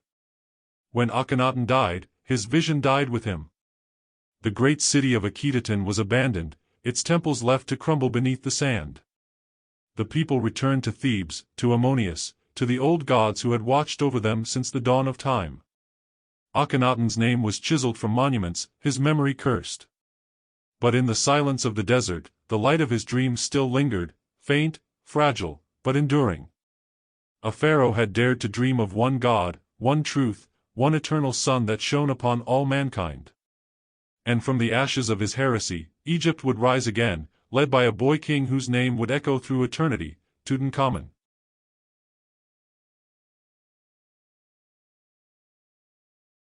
Part 9, Akhenaten and the Revolution of the Sun. The story of Egypt takes a dramatic and almost otherworldly turn during the reign of Pharaoh Akhenaten, a period that would forever stand apart in the long, unbroken rhythm of Egyptian civilization. His reign was not merely a political shift or an architectural reform, it was an attempt to rewrite the spiritual DNA of Egypt itself. Before Akhenaten, the gods of Egypt had been countless: mighty Ammonius of Thebes, Osiris of the underworld, Horus the falcon, and countless others who inhabited temples, tombs, and the imaginations of 1,000 years of believers. But Akhenaten dared to do what no pharaoh before him had ever done. He attempted to erase the old gods and raise one single deity, the Aten, the radiant sun disk, above all others. It began innocently enough, or so it seemed. As Amenhotep IV, the young pharaoh inherited a kingdom at the height of its wealth and prestige. His father, Amenhotep III, had overseen decades of prosperity, dazzling festivals, and a flowering of art and architecture that rivaled any era before it. Yet, behind the polished facade of grandeur, Egypt's religious hierarchy had grown powerful, too powerful. The priests of Ammonius had accumulated vast wealth, controlling lands and temples that rivaled the state itself.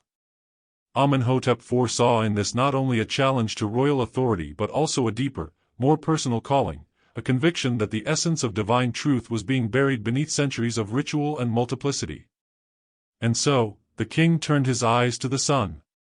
The Aten, long worshipped as a form of Ra, the life-giver, became the symbol of a new era. But under Akhenaten's gaze, Aten was not simply a sun god, it was the god. No longer hidden in temples or mediated by priests, Aten was visible to all, shining on both the rich and the poor, the Egyptian and the foreigner alike. In this new theology, the divine was immediate, radiant, and pure. To honor this vision, the king changed his name from Amenhotep, Ammonius is satisfied, to Akhenaten, he who is beneficial to the Aten. From this spiritual awakening sprang a revolution. Akhenaten abandoned Thebes, the ancient and powerful city of Ammonius, and built an entirely new capital in the desert, a city called Akhetaten, the horizon of the Aten. Its ruins, known today as Amarna, tell of a city unlike any other in Egypt. Streets ran in straight lines, temples stood open to the sky so that the rays of the sun could reach the altars directly, and art took on a strikingly human and emotional quality. Gone were the rigid, idealized forms of traditional Egyptian art. In their place came images of the royal family, Akhenaten, his queen Nefertiti, and their daughters, bathed in sunlight, their limbs elongated, their faces tender, their gestures intimate. These depictions were almost shocking in their naturalism and affection. The pharaoh, once shown as a distant god-king, now appeared as a human father, embracing his children beneath the life-giving rays of Aten. But beneath the beauty of this new vision, shadows were gathering. The radicalism of Akhenaten's reforms alienated nearly every corner of Egyptian society.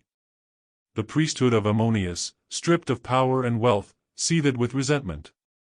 Common people, accustomed to their familiar gods and festivals, found the new cult austere and distant. The army, too, watched uneasily as foreign affairs were neglected in favor of religious devotion. As Akhenaten turned inward, focusing on his divine revelations, Egypt's vast empire began to crumble. Vassal states in Syria and Canaan wrote desperate letters to the pharaoh, pleas for reinforcements against invading enemies. These messages, preserved in the Amarna letters, reveal a haunting truth. While Akhenaten gazed heavenward, Egypt's influence on earth was slipping away. Yet within his city of light, Akhenaten seemed unconcerned. To him, the Aten was all that mattered. Festivals celebrated the sunrise, hymns praised the warmth of the divine rays, and daily life revolved around the sacred circle of the sun's journey. The famous Hymn to the Aten, often attributed to Akhenaten himself, reveals the deep poetry and sincerity of his faith. It speaks of the Aten as the sustainer of life, the bringer of dawn, the equal light to all nations, a god of universal reach and compassion. And in that moment, Akhenaten became one of history's most enigmatic figures. Was he a prophet ahead of his time, preaching a kind of monotheism centuries before its rise elsewhere? Or was he a fanatic, obsessed with an idea so radical that it shattered the delicate balance of Egyptian society? As the years passed, Akhenaten's isolation deepened. His beloved queen Nefertiti, once his equal in rule and devotion, vanished from the record, perhaps dead, perhaps fallen from favor. His daughters, once depicted joyfully, also disappear from inscriptions. The pharaoh himself grew increasingly withdrawn, and by the end of his reign, even the grandeur of Amarna seemed faded. When Akhenaten died, Egypt exhaled as though waking from a strange dream. The experiment of Atenism had lasted less than 2 decades, but it had left a scar, and a mystery, that would endure for millennia. His successor, the boy king Tutankhaten, soon changed his name to Tutankhamun, restoring honor to Ammonius and returning the capital to Thebes. The temples of Aten were dismantled, the city of Akhetaten abandoned to the desert winds, and the name of Akhenaten struck from royal lists. Egypt had chosen to forget. But history does not forget so easily. In the sands of Amarna, archaeologists would one day uncover the remnants of this visionary age, statues with strange, otherworldly faces, hymns inscribed to the light of the sun, and fragments of a man's dream to unite heaven and earth. The sun still rises over the ruins, just as it did in Akhenaten's time, casting long shadows across the stones that once shimmered with his faith. For all its brevity, The Amarna period remains one of the most fascinating chapters in Egyptian history. It is the story of a man who dared to challenge eternity, who sought to replace a pantheon of gods with a single radiant truth. It is the story of art that came alive, of faith that consumed a nation, and of a legacy that refused to die. In the centuries that followed, Egypt would return to its old ways, its temples rebuilt, its gods restored, but something in its spirit had been changed. Beneath the familiar rhythm of ritual and stone, a question lingered: what if the light of one God truly could shine upon all humanity? That question, born in the heart of Akhenaten's revolution, would echo far beyond the sands of Egypt, an eternal spark of the human search for divine truth, flickering on the horizon of history. Part 10: Tutankhamun and the Restoration of the Gods. The death of Akhenaten left Egypt in turmoil. The once great empire, whose power had stretched across deserts and seas, was now adrift, its faith shattered, its borders weakened, and its people divided between loyalty and fear. In the aftermath of the heretic king's reign, the question on every lip was the same: could Egypt ever be whole again? Into this fragile world was born a boy. His name was Tutankhaten, the living image of Aten. He was not yet 10 years old when the weight of a broken empire fell upon his narrow shoulders. He was born in the dying light of Akhenaten, a child of the revolutionary city, raised in the strange, austere religion that worshipped only the sun. But as he ascended the throne, the very system his father had created was crumbling around him. The temples of the Aten stood silent. The people murmured prayers once forbidden, invoking Ammonius, Osiris, and the gods of their ancestors. The priests who had survived Akhenaten's purges waited in the shadows, watching for the first sign of change. Egypt was a land ready to reclaim its soul. Tutankhaten was too young to rule alone. Around him stood powerful figures: the Vizier I, an old courtier who had served both Amenhotep III and Akhenaten, and the general Horemheb, commander of the armies. These men understood the mood of the people. They saw that Egypt could not survive divided between faiths. The experiment of the Aten had to end. And so, under their guidance, the young pharaoh did something that would change the course of history. He renounced his father's religion. Tutankhaten became Tutankhamun, the living image of Ammonius. The very name was a declaration of restoration, a symbol of Egypt's return to its ancient gods and traditions. The temples of Thebes were reopened, their priests reinstated, and the statues of Ammonius, long hidden or destroyed, were returned to their sanctuaries. The gods had come home, and with them came the old sense of order, Ma'at, the harmony that held heaven and earth together. The restoration of the old ways was not merely a spiritual act, it was political genius. The people rejoiced. The priests of Ammonius regained their influence, grateful to the boy king who had healed their pride. Cities that had grown silent under Akhenaten's rule came alive again with festivals, music, and offerings. Across the land, inscriptions proclaimed the return of joy and prosperity. But beneath the celebrations, the scars of the Amarna revolution still throbbed. Akhenaten, the once glistening city of the sun, was abandoned to the desert. The statues of Akhenaten were smashed, his name chiseled from walls and monuments as if he had never existed. Egypt was attempting to erase its recent past, to bury its shame beneath the sands. Yet, the ghosts of that age would not rest so easily. While Egypt healed, the boy king grew. Tutankhamun was married to Enkhsenamun, his half-sister, the daughter of Akhenaten and Nefertiti. Theirs was a union of blood and necessity, binding together the fractured royal family. Together, they were the living bridge between the heretic past and the restored present. In Thebes, the great temples rose again. Skilled artisans returned to their craft, sculpting gods and kings with renewed fervor. Tutankhamun commissioned new shrines, statues, and monuments, proclaiming his devotion to Ammonius and the gods of old. His decrees spoke of restoration, repairing temples, reinstating festivals, and redistributing wealth once taken by the Aten cult. Egypt's heart began to beat again with familiar rhythm.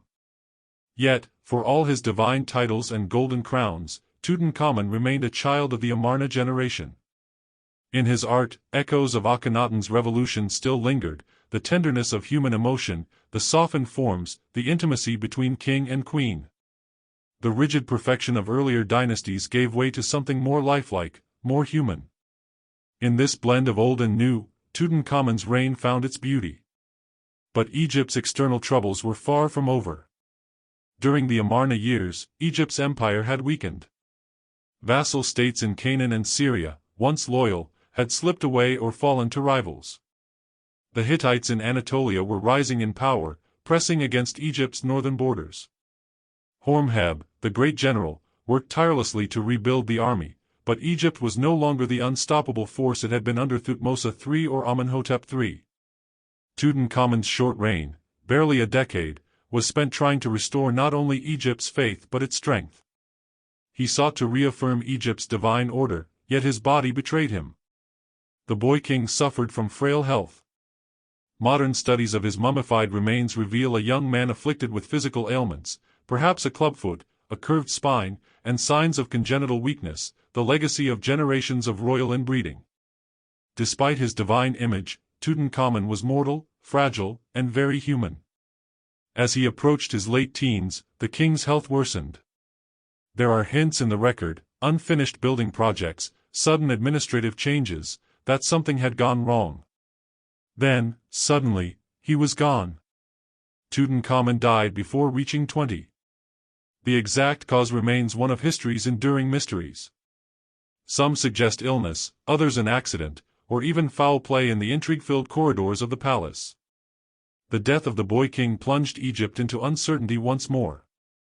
His widow, Enkhsenamun, found herself surrounded by ambitious men, the aging vizier who sought the throne, and Horemheb, the general who held the army's loyalty. In a desperate act, she sent a message to the Hittite king, begging for one of his sons to marry her and become pharaoh, a move that could have changed history forever. But the plan failed. The Hittite prince was killed on his journey to Egypt, likely the victim of internal conspiracies. Enkhsenamun disappears from history soon after, her fate unknown. Tutankhamun's death ended the direct line of the Amarna family.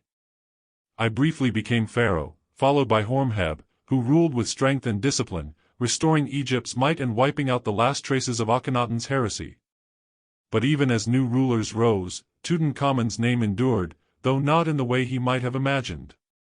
His tomb, hidden deep in the Valley of the Kings, was small and hastily prepared. The boy king had died too young for a grand resting place. Yet that very obscurity would preserve his legacy for more than 3,000 years. While the great tombs of powerful pharaohs were plundered and destroyed, Tutankhamun's modest chamber lay sealed and forgotten beneath the shifting sands. Centuries later, when Egypt's glory had turned to legend, that tomb would be found again. In 1922, British archaeologist Howard Carter would pierce the darkness and behold a sight unseen for millennia, the treasures of a forgotten king, untouched since the day they were sealed. Golden chariots, jeweled daggers, and the serene, eternal face of Tutankhamun's mask would stun the modern world, reviving fascination with Egypt's ancient past. But in his own time, Tutankhamun was not remembered for riches or splendor. He was remembered as the restorer, the child who brought the gods home, who healed a broken faith, who returned Egypt to its eternal path. His reign was short, his life fragile, but his actions restored Ma'at, the sacred balance between the divine and the mortal. In that restoration lay Egypt's renewal. The temples rang again with hymns, the Nile flowed as the heart of the land, and the gods of stone and spirit resumed their eternal watch over the people. Tutankhamun's name, once nearly erased, would live on not just in gold and legend, but as a symbol of rebirth, the king who bridged two worlds, between chaos and order, between light and shadow, between the god of the sun and the gods of eternity. Egypt moved forward once more, its course reset, its destiny reaffirmed. But as the boy king slept beneath his mask of gold, the winds of time whispered still of his father's dream, the dream of one God, one light, and a truth too powerful to be destroyed. The shadows of Amarna would never fully fade, and the memory of Akhenaten's son would linger over Egypt's future forever. Part 12, The Twilight of Empire, The Decline of the New Kingdom. The sun still rose over the Nile as it always had, golden and gentle, gliding across the horizon like a timeless god. But beneath that eternal light, Egypt had begun to change. The people who once believed their civilization would endure forever now lived in an age of quiet unraveling. The new kingdom, Egypt's most brilliant chapter, was entering its twilight. The grandeur that Ramses the Great had built, his temples, his cities, his monuments of divine ambition, still gleamed under the desert sun. But within, the foundations were weakening. Wealth was waning. Borders were crumbling. The empire that had stretched from the sands of Nubia to the cities of Syria began to draw inward, retreating into itself like an old lion resting after too many hunts. The long reign of Ramses had been both Egypt's glory and its burden. His monumental projects had drained the treasury, his successors inherited not only his throne but also his debts. The gold from Nubia no longer flowed as freely, and the trade routes that once brought cedar from Lebanon and tin from Anatolia were now plagued by instability. The great armies that had once thundered across the Near East grew smaller, less disciplined, less feared. When Ramses died, the line of his sons and grandsons began to fragment. The later Ramesside pharaohs bore his name, Ramses III, Ramses IV, and so on, but not his strength. They ruled from a weakened Thebes and a dwindling Pyramus, presiding over an empire whose heartbeat had slowed. Ramses III, however, stood briefly against the tide. He was a king of the 20th dynasty, and for a moment, it seemed that Egypt's greatness might rise once more. His reign began with strength, with the same divine resolve that had carried his ancestors through the centuries. But the world around him was not the same. Far beyond the delta, entire civilizations were collapsing. To the north, cities in Anatolia and the Aegean were falling into ruin. The great palace cultures of Mycenae and Crete were burning. Across the Mediterranean came waves of desperate people, the mysterious sea peoples, whose origins remain a riddle carved in flame. They came not as traders or envoys but as survivors, driven by hunger and chaos, seeking new lands to claim. Their fleets descended upon Egypt's coast, their weapons crude but deadly, their numbers vast. Ramses III met them head-on. He fortified the delta, prepared his chariots, and unleashed Egypt's last great army. Reliefs carved into the walls of Medinet Habu show the battle in breathtaking detail, Egyptian archers firing from ships, enemy vessels capsizing, the sea itself turned into a graveyard of wood and flesh. Ramses III triumphed, and Egypt was spared the fate that devoured so many of its neighbors. Yet even victory came at a cost. The wars drained the treasury further, famine stalked the land. And within the palace walls, whispers grew louder, of corruption, of discontent, of plots in the dark. In the final years of his life, Ramses III faced not an army but betrayal. A conspiracy, led by one of his own wives and members of the royal court, sought to murder him and place her son on the throne. The harem conspiracy, as it would come to be known, was a scandal that shook the divine image of kingship itself. The trial that followed revealed a world rotting from within, priests bribed, scribes falsifying records, servants plotting the death of a god. The king was mortally wounded, and though the conspirators were caught and executed, Egypt's faith in divine order, Ma'at, was broken. For the first time in centuries, the throne of Horus seemed vulnerable to mortal weakness. After Ramses III, Egypt entered an age of quiet decay. The pharaohs who followed were shadows of their ancestors, their reigns short, their influence shrinking. The economy faltered, temples fell into disrepair, tombs were robbed, not by foreign invaders, but by desperate Egyptians.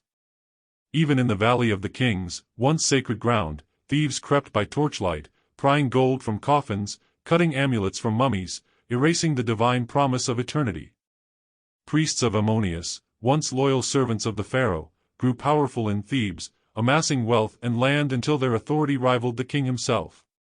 The temples became states within the state, their high priests ruling like monarchs, cloaked in divine authority. Egypt had split in spirit, its kings in the north, its gods in the south. This division deepened over time, and the once unified Nile became a river divided. The north, centered around Tanis, claimed to hold the legacy of Ramses; the south, ruled by the priestly Thebans, claimed to hold the favor of the gods. Between them stretched silence, fields left untended, cities half abandoned, the desert slowly reclaiming its ancient dominion. The people still prayed to the same gods, still celebrated the festivals of the Nile, but something had changed. The pulse of Egypt had slowed. The divine kingship that once bound heaven and earth had faded into ritual. Pharaohs now ruled less as gods and more as governors, keepers of tradition rather than masters of destiny. And yet, the spirit of Egypt did not vanish. Even in decline, it endured, adapting as it had always done. Craftsmen still carved, scribes still wrote, farmers still watched the river rise and fall, offering thanks to Hapi for every drop. The memory of greatness lingered in every stone, every temple wall, every hieroglyph carved into the desert cliffs. But beyond Egypt's borders, new powers were rising.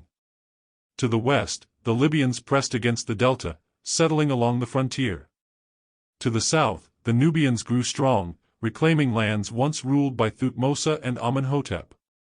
To the east, the Assyrians and Babylonians were stirring, heirs to empires of iron and ambition. The ancient world was shifting, and Egypt's time as the undisputed heart of civilization was drawing to a close. Even the gods seemed quieter. Temples that once resounded with hymns now echoed with emptiness. The festivals grew smaller, the offerings fewer. The grandeur that had stretched across 3 millennia was now a memory recited by old priests and fading scribes. The very language of the gods, hieroglyphs, began to lose its hold. Simpler scripts emerged, faster to write, less divine. The sacred art of the scribe became a rarity, and with it, the thread that tied Egypt to its mythic past began to fray.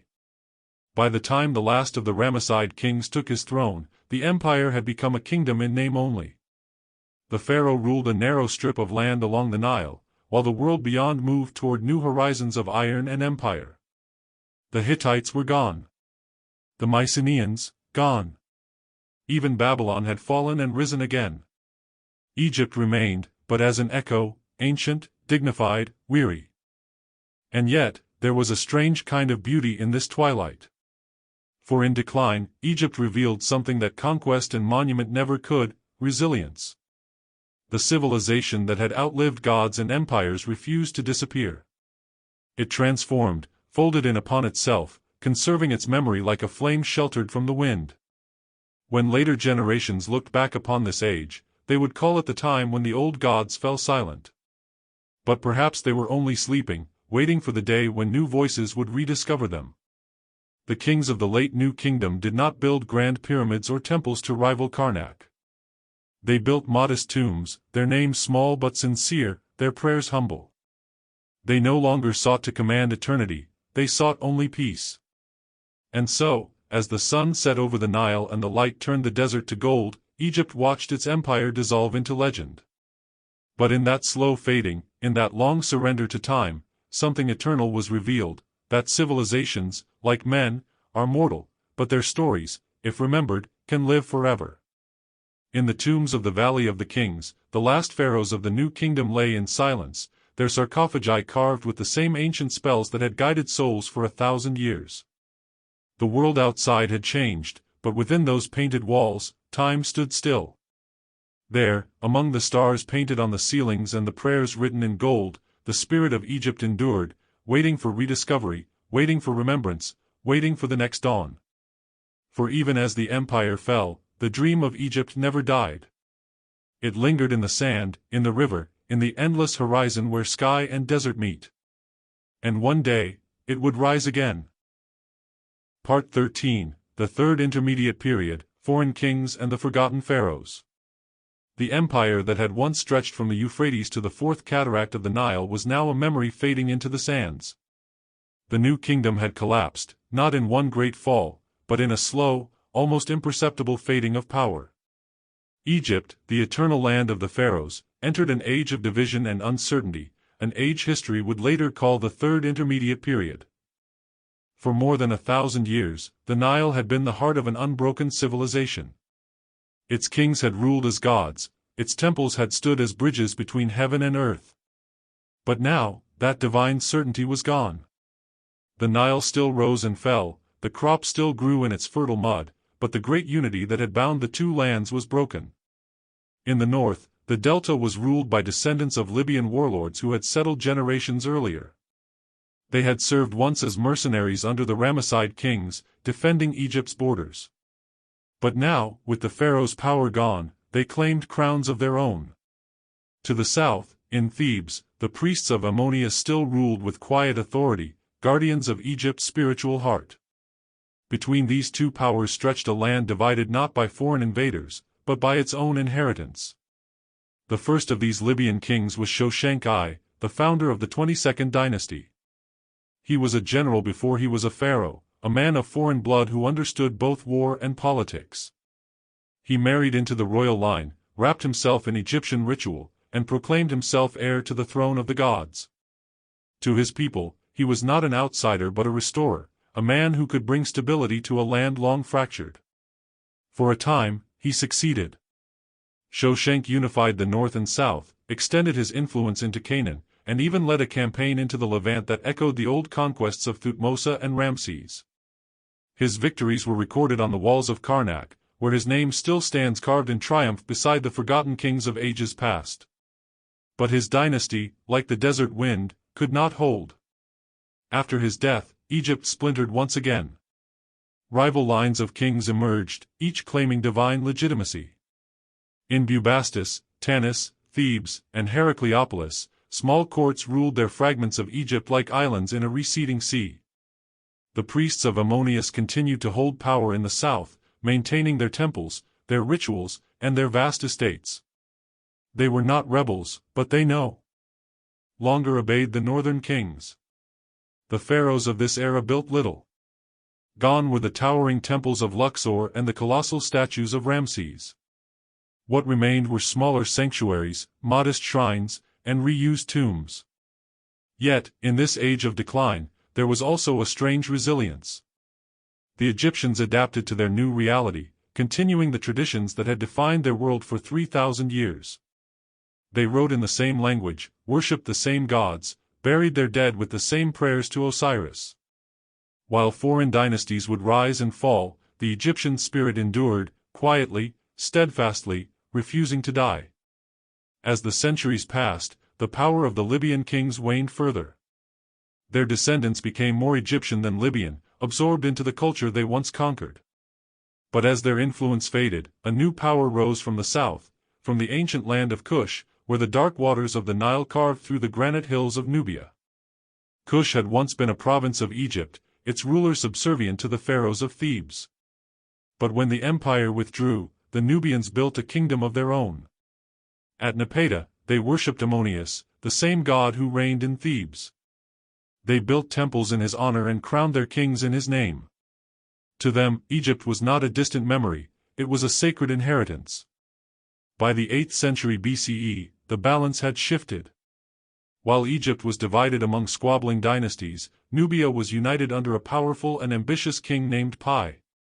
He believed himself the true heir of the pharaohs, the one chosen by Ammonius to restore Ma'at, the divine order of the world. Pi marched north, his army of Nubian warriors and Egyptian priests moving along the Nile like a tide reclaiming its banks. One by one, the city-states of Egypt fell to him, not through slaughter but through reverence. Many surrendered willingly, for Pi came not as a conqueror but as a restorer of the old ways. When he entered Thebes, the priests welcomed him as a son of Ammonius. When he reached Memphis, he performed the ancient coronation rites, placing the double crown of Upper and Lower Egypt upon his head. For the first time in centuries, the two lands were united again, not by a native pharaoh, but by a king from Nubia. This was the birth of the 25th dynasty, the age of the Kushite pharaohs. They ruled Egypt with pride and devotion, reviving the art, religion, and architecture of the Golden Past. Temples were restored, hieroglyphs revived, the rituals of old brought back with fervor. To many Egyptians, it felt like rebirth, as if the spirit of the new kingdom had returned. Yet the world outside Egypt had changed beyond recognition. To the northeast, powerful empires of iron and ambition were rising, the Assyrians, whose armies moved like storms across the Near East, burning cities, enslaving kings, toppling gods. The Kushite rulers tried to balance piety with power. They sought alliances, built fortresses, and fortified the delta. But they were not a match for the relentless force of Assyria. When Pharaoh Taharka, one of the most celebrated of the Kushite kings, defied the Assyrian emperor, the retaliation was swift and brutal. The Assyrian army swept into Egypt like fire through papyrus. City after city fell. Memphis was sacked, Thebes was burned. Temples that had stood for 1,000 years were looted, their treasures carried off to distant capitals. Taharka fled south, retreating to Nubia, his dreams of restoring Egypt's greatness consumed by flame. The Kushites would return briefly under his successor, Tutankhamun, but their time in Egypt was over. The Assyrians placed their own puppet rulers upon the throne, men who would form the 26th dynasty, based in Sais, a city in the western delta. It was an ironic twist in Egypt's long story. The Kushites, foreigners from the south, had ruled as true Egyptians, faithful to the gods, respectful of the past.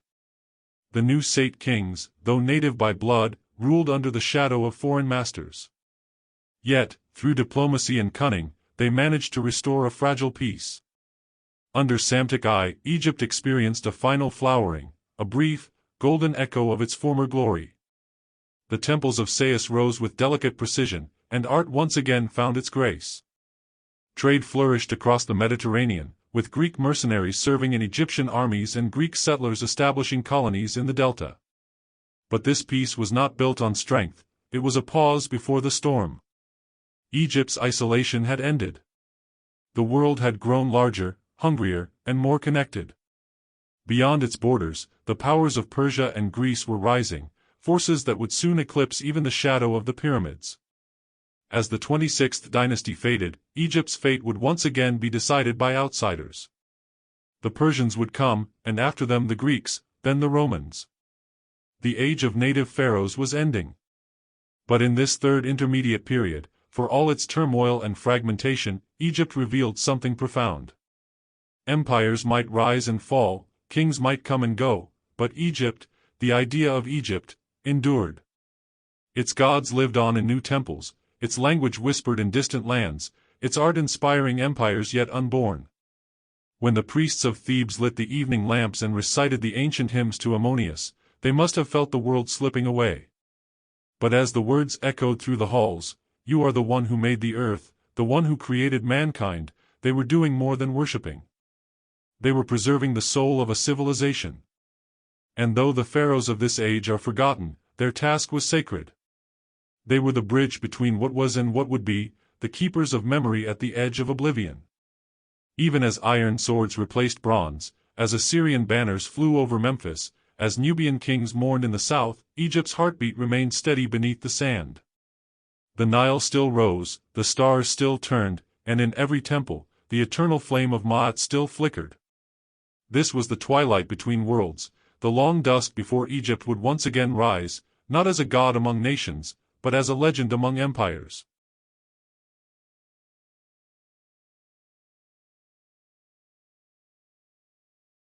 Part 14, Persian Conquest and the Greek Pharaohs, the Age of Foreign Rule. The sands of Egypt had always shifted, swallowing kingdoms, temples, and tombs, but never its soul. Yet by the time the Sate kings ruled from Sais, Egypt was living on borrowed time. Its gods still spoke in hymns, its pharaohs still performed the ancient rituals, but beyond its borders, the great tides of empire were rising. Persia, vast and relentless, was on the march. In the middle of the 6th century BCE, under the towering rule of Cyrus the Great, the Persian Empire stretched from the Indus River to the Aegean Sea. Kingdom after kingdom fell beneath its banners, swift, disciplined, and impossibly large. And like a shadow creeping across the desert, Persia's reach drew closer to Egypt. For a brief moment, Egypt stood defiant. Pharaoh Psamtik III, last of the native kings, faced the invasion of Cambyses II, son of Cyrus. The Egyptians prayed to Neith, goddess of Sais, to turn back the foreign tide. They gathered their armies along the eastern frontier, where the desert meets the Sinai. But faith was no match for empire. In 525 BCE, the Persians invaded. The Battle of Pelusium became legend, not for its glory, but for its cunning. Herodotus would later tell that Cambyses used cats and sacred animals as shields, knowing the Egyptians would not harm them. Whether true or myth, the result was the same. Egypt fell.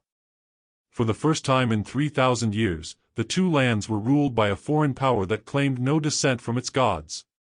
Cambyses did not destroy Egypt, he absorbed it. He declared himself pharaoh, wore the double crown, offered sacrifices to the gods of Memphis, and even ordered the mummification of sacred bulls. Yet beneath this performance of respect, Egypt was no longer master of its destiny. The Persians ruled through satraps, governors loyal to the great king in Persepolis. Tribute flowed eastward: gold, grain, linen, papyrus, even the rare blue pigment of the Nile. Temples were maintained, priests allowed their rites, but Egypt's voice in the world had been silenced. Still, the Egyptians did not forget who they were.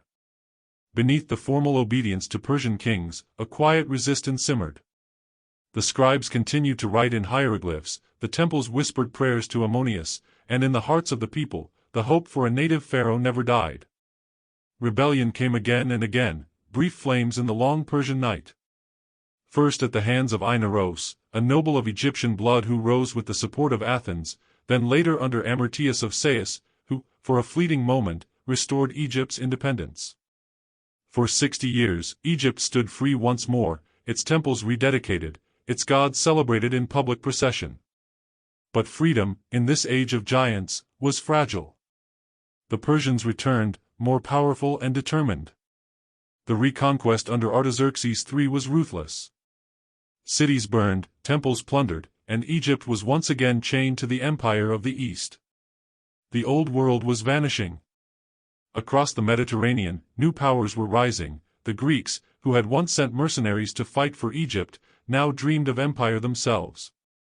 From the mountains of Macedonia, a young king named Alexander was preparing to challenge Persia's dominion over the world. When Alexander crossed into Egypt in 332 BCE, the people did not see another invader. They saw a liberator. The Persian satraps fled before him, the gates of Memphis opened without resistance. In the temple of Ptah, Alexander was crowned pharaoh, not as a foreign conqueror, but as a son of Egypt. He journeyed to the great oracle at Siwa, deep in the western desert, where the priests of Ammonius greeted him as the son of the god himself. For Alexander, this was more than a coronation. It was a fusion, the meeting of East and West, of Greek ambition and Egyptian divinity. He founded a new city on the Mediterranean coast, Alexandria, a city of light, knowledge, and empire, destined to become one of the greatest in the ancient world. But Alexander's reign was brief. He died far to the east, in Babylon, before he could return. His empire shattered into fragments, claimed by his generals. Egypt fell to one of them, Ptolemy, son of Lagus, who would begin a new dynasty that would last for nearly 300 years, the Ptolemaic kingdom. It was a strange, hybrid age. The Ptolemies were Greek by blood but Egyptian by necessity. They ruled as pharaohs, spoke Greek in their courts, and hieroglyphs in their temples. The great temple of Horus at Edfu, the temple of Isis at Philae, these were not relics of the past but living monuments built under Greek kings. The Ptolemies revived the grandeur of Egypt in stone and ritual. The priests, who had seen their power stripped by Persia, flourished again. Festivals returned to the streets, processions carried statues of the gods through cities gilded with Hellenic art. At the heart of Alexandria stood the lighthouse of Pharaohs, one of the 7 wonders of the ancient world, and beside it, the Library of Alexandria, a monument not to gods, but to knowledge. Here, scrolls from every civilization were gathered, the words of philosophers, astronomers, and poets, all preserved under the watch of Greek kings who claimed the mantle of the pharaohs. Yet the Ptolemaic world was one of contrasts.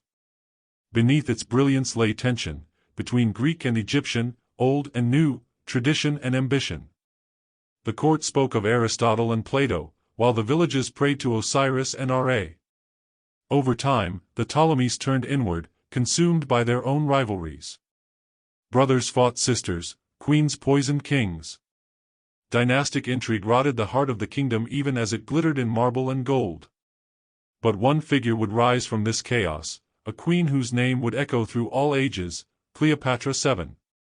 The last of the Ptolemies, Cleopatra was both Greek and Egyptian, speaking the language of her people when few of her ancestors had bothered. She saw herself not as a foreign ruler, but as the living embodiment of Isis, the mother, the goddess, the protector of Egypt. In an age of conquest, she wielded diplomacy like a weapon, aligning first with Julius Caesar, then with Mark Antony. Her ambition was not merely survival but restoration, to make Egypt great once more, independent from Rome's growing shadow. But destiny was not kind. The might of Rome was too vast, too relentless. When Antony fell at Actium, Cleopatra's dream fell with him. The last pharaoh of Egypt took her own life rather than become a trophy of empire. And so, in 30 BCE, Egypt, the oldest continuous civilization on earth, became a province of Rome. The temple still stood, the priests still chanted, but the divine kingship that had endured since Narmer was gone. For the Romans, Egypt was a jewel, the breadbasket of their empire, the land of gods and mysteries. They preserved its monuments, marveled at its antiquity, and plundered its treasures. But they could never truly possess its soul.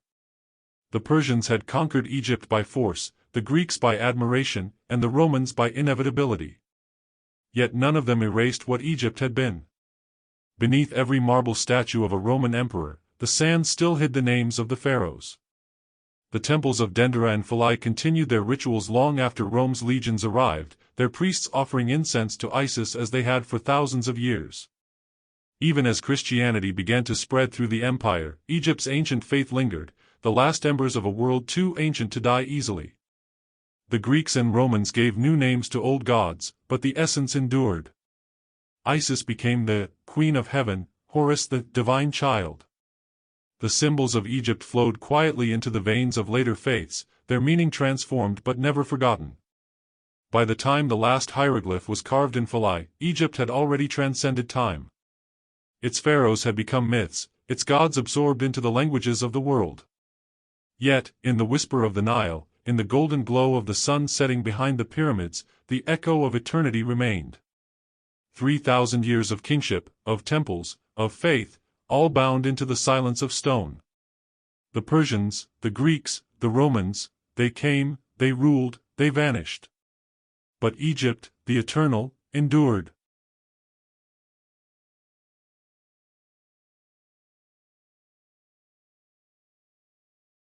The Roman Empire and the end of the pharaohs.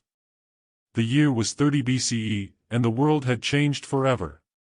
On the banks of the Nile, the body of Cleopatra lay still, her beauty and ambition now legends for poets and conquerors to remember. With her death, a chapter 3,000 years long came to its quiet close. Egypt, the ancient, the timeless, the cradle of gods and kings, was now a province of Rome. The last pharaoh had fallen, and the age of divine kingship was gone. But Egypt did not die. Civilizations as vast as this do not end with a single life, they transform. What began that day was not an ending, but a long and gradual fading, a twilight that stretched across centuries. The temple still stood, the Nile still flooded, and the people still turned their faces to the sun. But from the deserts to the delta, a new power now ruled, one that spoke Latin instead of hieroglyphs.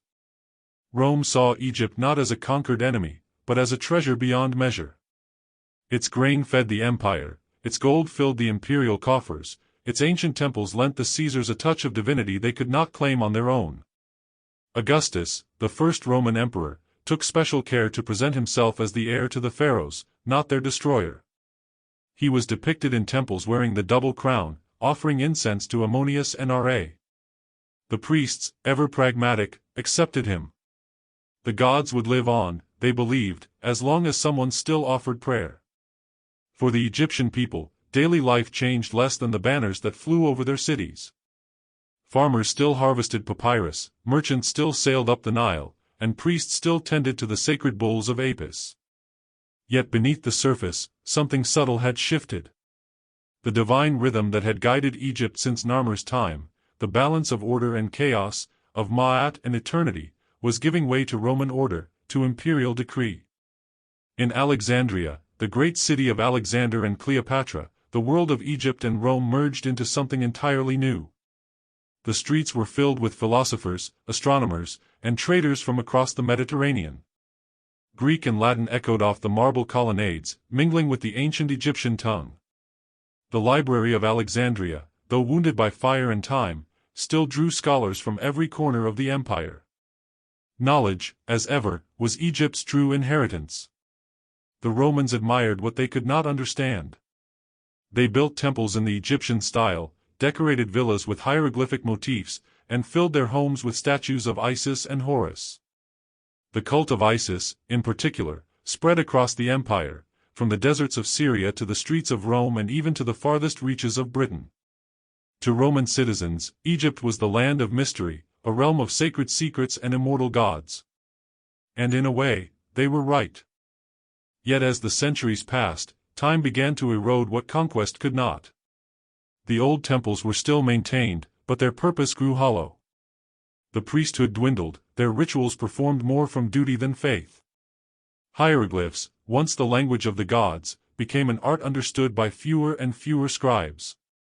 The world was moving toward a new kind of faith, one that spoke not in the language of the sun or the river, but of a single, unseen God. It began quietly, in the city of Alexandria. There, in the first centuries of Roman rule, a new religion took root, Christianity. It was born in the East but found fertile ground in Egypt's soil, carried by preachers and philosophers seeking meaning beyond empire. Alexandria became a crucible of ideas, where Greek philosophy, Jewish tradition, and Egyptian mysticism intertwined. The Coptic Church, as it would come to be known, blended the new faith with the rhythms of the old land. The gods of Egypt did not vanish overnight. In the temples of Philae and Dendera, priests still offered prayers to Isis well into the 4th century CE. Tourists from Rome marveled at their ceremonies, unaware that they were witnessing the last flickers of an age that had begun before history itself. But the tide was unstoppable. When Emperor Constantine embraced Christianity in the 4th century, the empire's heart began to change. Pagan temples were closed, sacrifices forbidden, and the old gods, once immortal, began to fade into memory. The hieroglyphs fell silent, their meaning lost to time. For Egypt, this was the final transformation. The land of Ra, Isis, and Osiris became the land of Christ and the saints. Yet even within the new faith, the old spirit endured. The Coptic language preserved echoes of ancient Egyptian speech.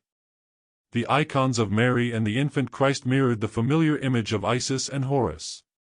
The form changed, but the essence, the reverence for rebirth, for the eternal, remained the same. The Nile continued to flow, indifferent to the rise and fall of empires. Each year it flooded and receded, carrying with it silt and life, just as it had for millennia. The farmers still marked their calendars by its rhythms. For them, Rome and Byzantium were distant powers, names carved in stone but as remote as the stars. As the centuries passed, Egypt's place within the Roman world shifted. It remained the empire's granary, vital and rich, but also restless. Revolts flared, sometimes in the name of faith, sometimes in protest of taxes. Roman governors ruled from Alexandria, where Greek elites still held power over a population that had grown weary of foreign masters. By the time of Emperor Diocletian, Egypt was both prized and problematic. Its grain ships sustained the empire's capital, yet its people were often among the first to rebel when famine or corruption struck. To control Egypt was to control the empire's lifeblood. Diocletian, understanding this, reorganized the province and tightened its administration. It was efficient, but it also marked the final erasure of the old world's autonomy. When the empire split into East and West, Egypt fell under the dominion of Byzantium, the Eastern Roman Empire. Greek, not Latin, became the language of rule. The city of Alexandria, still magnificent, now stood as one of the great centers of Christian learning. The lighthouse still shone, though the library was long gone, its scrolls scattered or burned in the fires of conquest and zealotry. And then came the Arabs. In the 7th century, from the deserts to the east, new armies arrived, not as looters or invaders, but as believers. Islam, young and fervent, spread with astonishing speed. The Byzantines, weakened by centuries of strife, could not hold Egypt. In 641 CE, General Amr ibn al-As entered Alexandria, and once more, the banners over Egypt changed. For the Egyptians, this conquest felt different. Islam did not erase the old culture but absorbed it. The Copts were allowed their churches, the farmers their fields, the traders their markets. The new rulers spoke of submission not to empire, but to God. The rhythm of Egypt's life adapted once again, as it had always done. And so, under the banner of Islam, a new era began, one that would last far longer than the rule of Rome. The temples of the ancient gods fell silent forever, yet the mosques that rose in their place echoed with the same devotion, the same awe of creation that had once filled the courts of the pharaohs. Time had folded in on itself. Egypt, the eternal land, had been reborn yet again. From the pyramids to the citadel of Cairo, the symbols changed, but the spirit remained. The Roman emperors were long gone, their statues crumbled, their marble weathered. Yet the stone faces of the pharaohs still watched from the sands, their gaze eternal. The empire that had conquered the world had itself turned to dust, but Egypt endured, patient and silent beneath the sun. And somewhere, beneath the dunes, the ancient gods slept, waiting for the next civilization to remember their names. For even in silence, Egypt speaks. The whisper of the Nile, the shimmer of gold in the desert, the shadow of pyramids at dusk, all remind us that eternity is not an illusion. It is a promise, written in stone, kept by the land that has never forgotten who it is. And so ended the story of ancient Egypt, not with destruction, but with transformation. It had outlived kings and empires, gods and conquerors. It had given the world its myths, its measures, its understanding of the eternal. And though time moved on, Egypt remained, not merely as a place, but as an idea. A civilization that had taught humanity what it means to endure. A mirror of time itself. And in that endurance, it found what every empire seeks but none ever truly holds, immortality.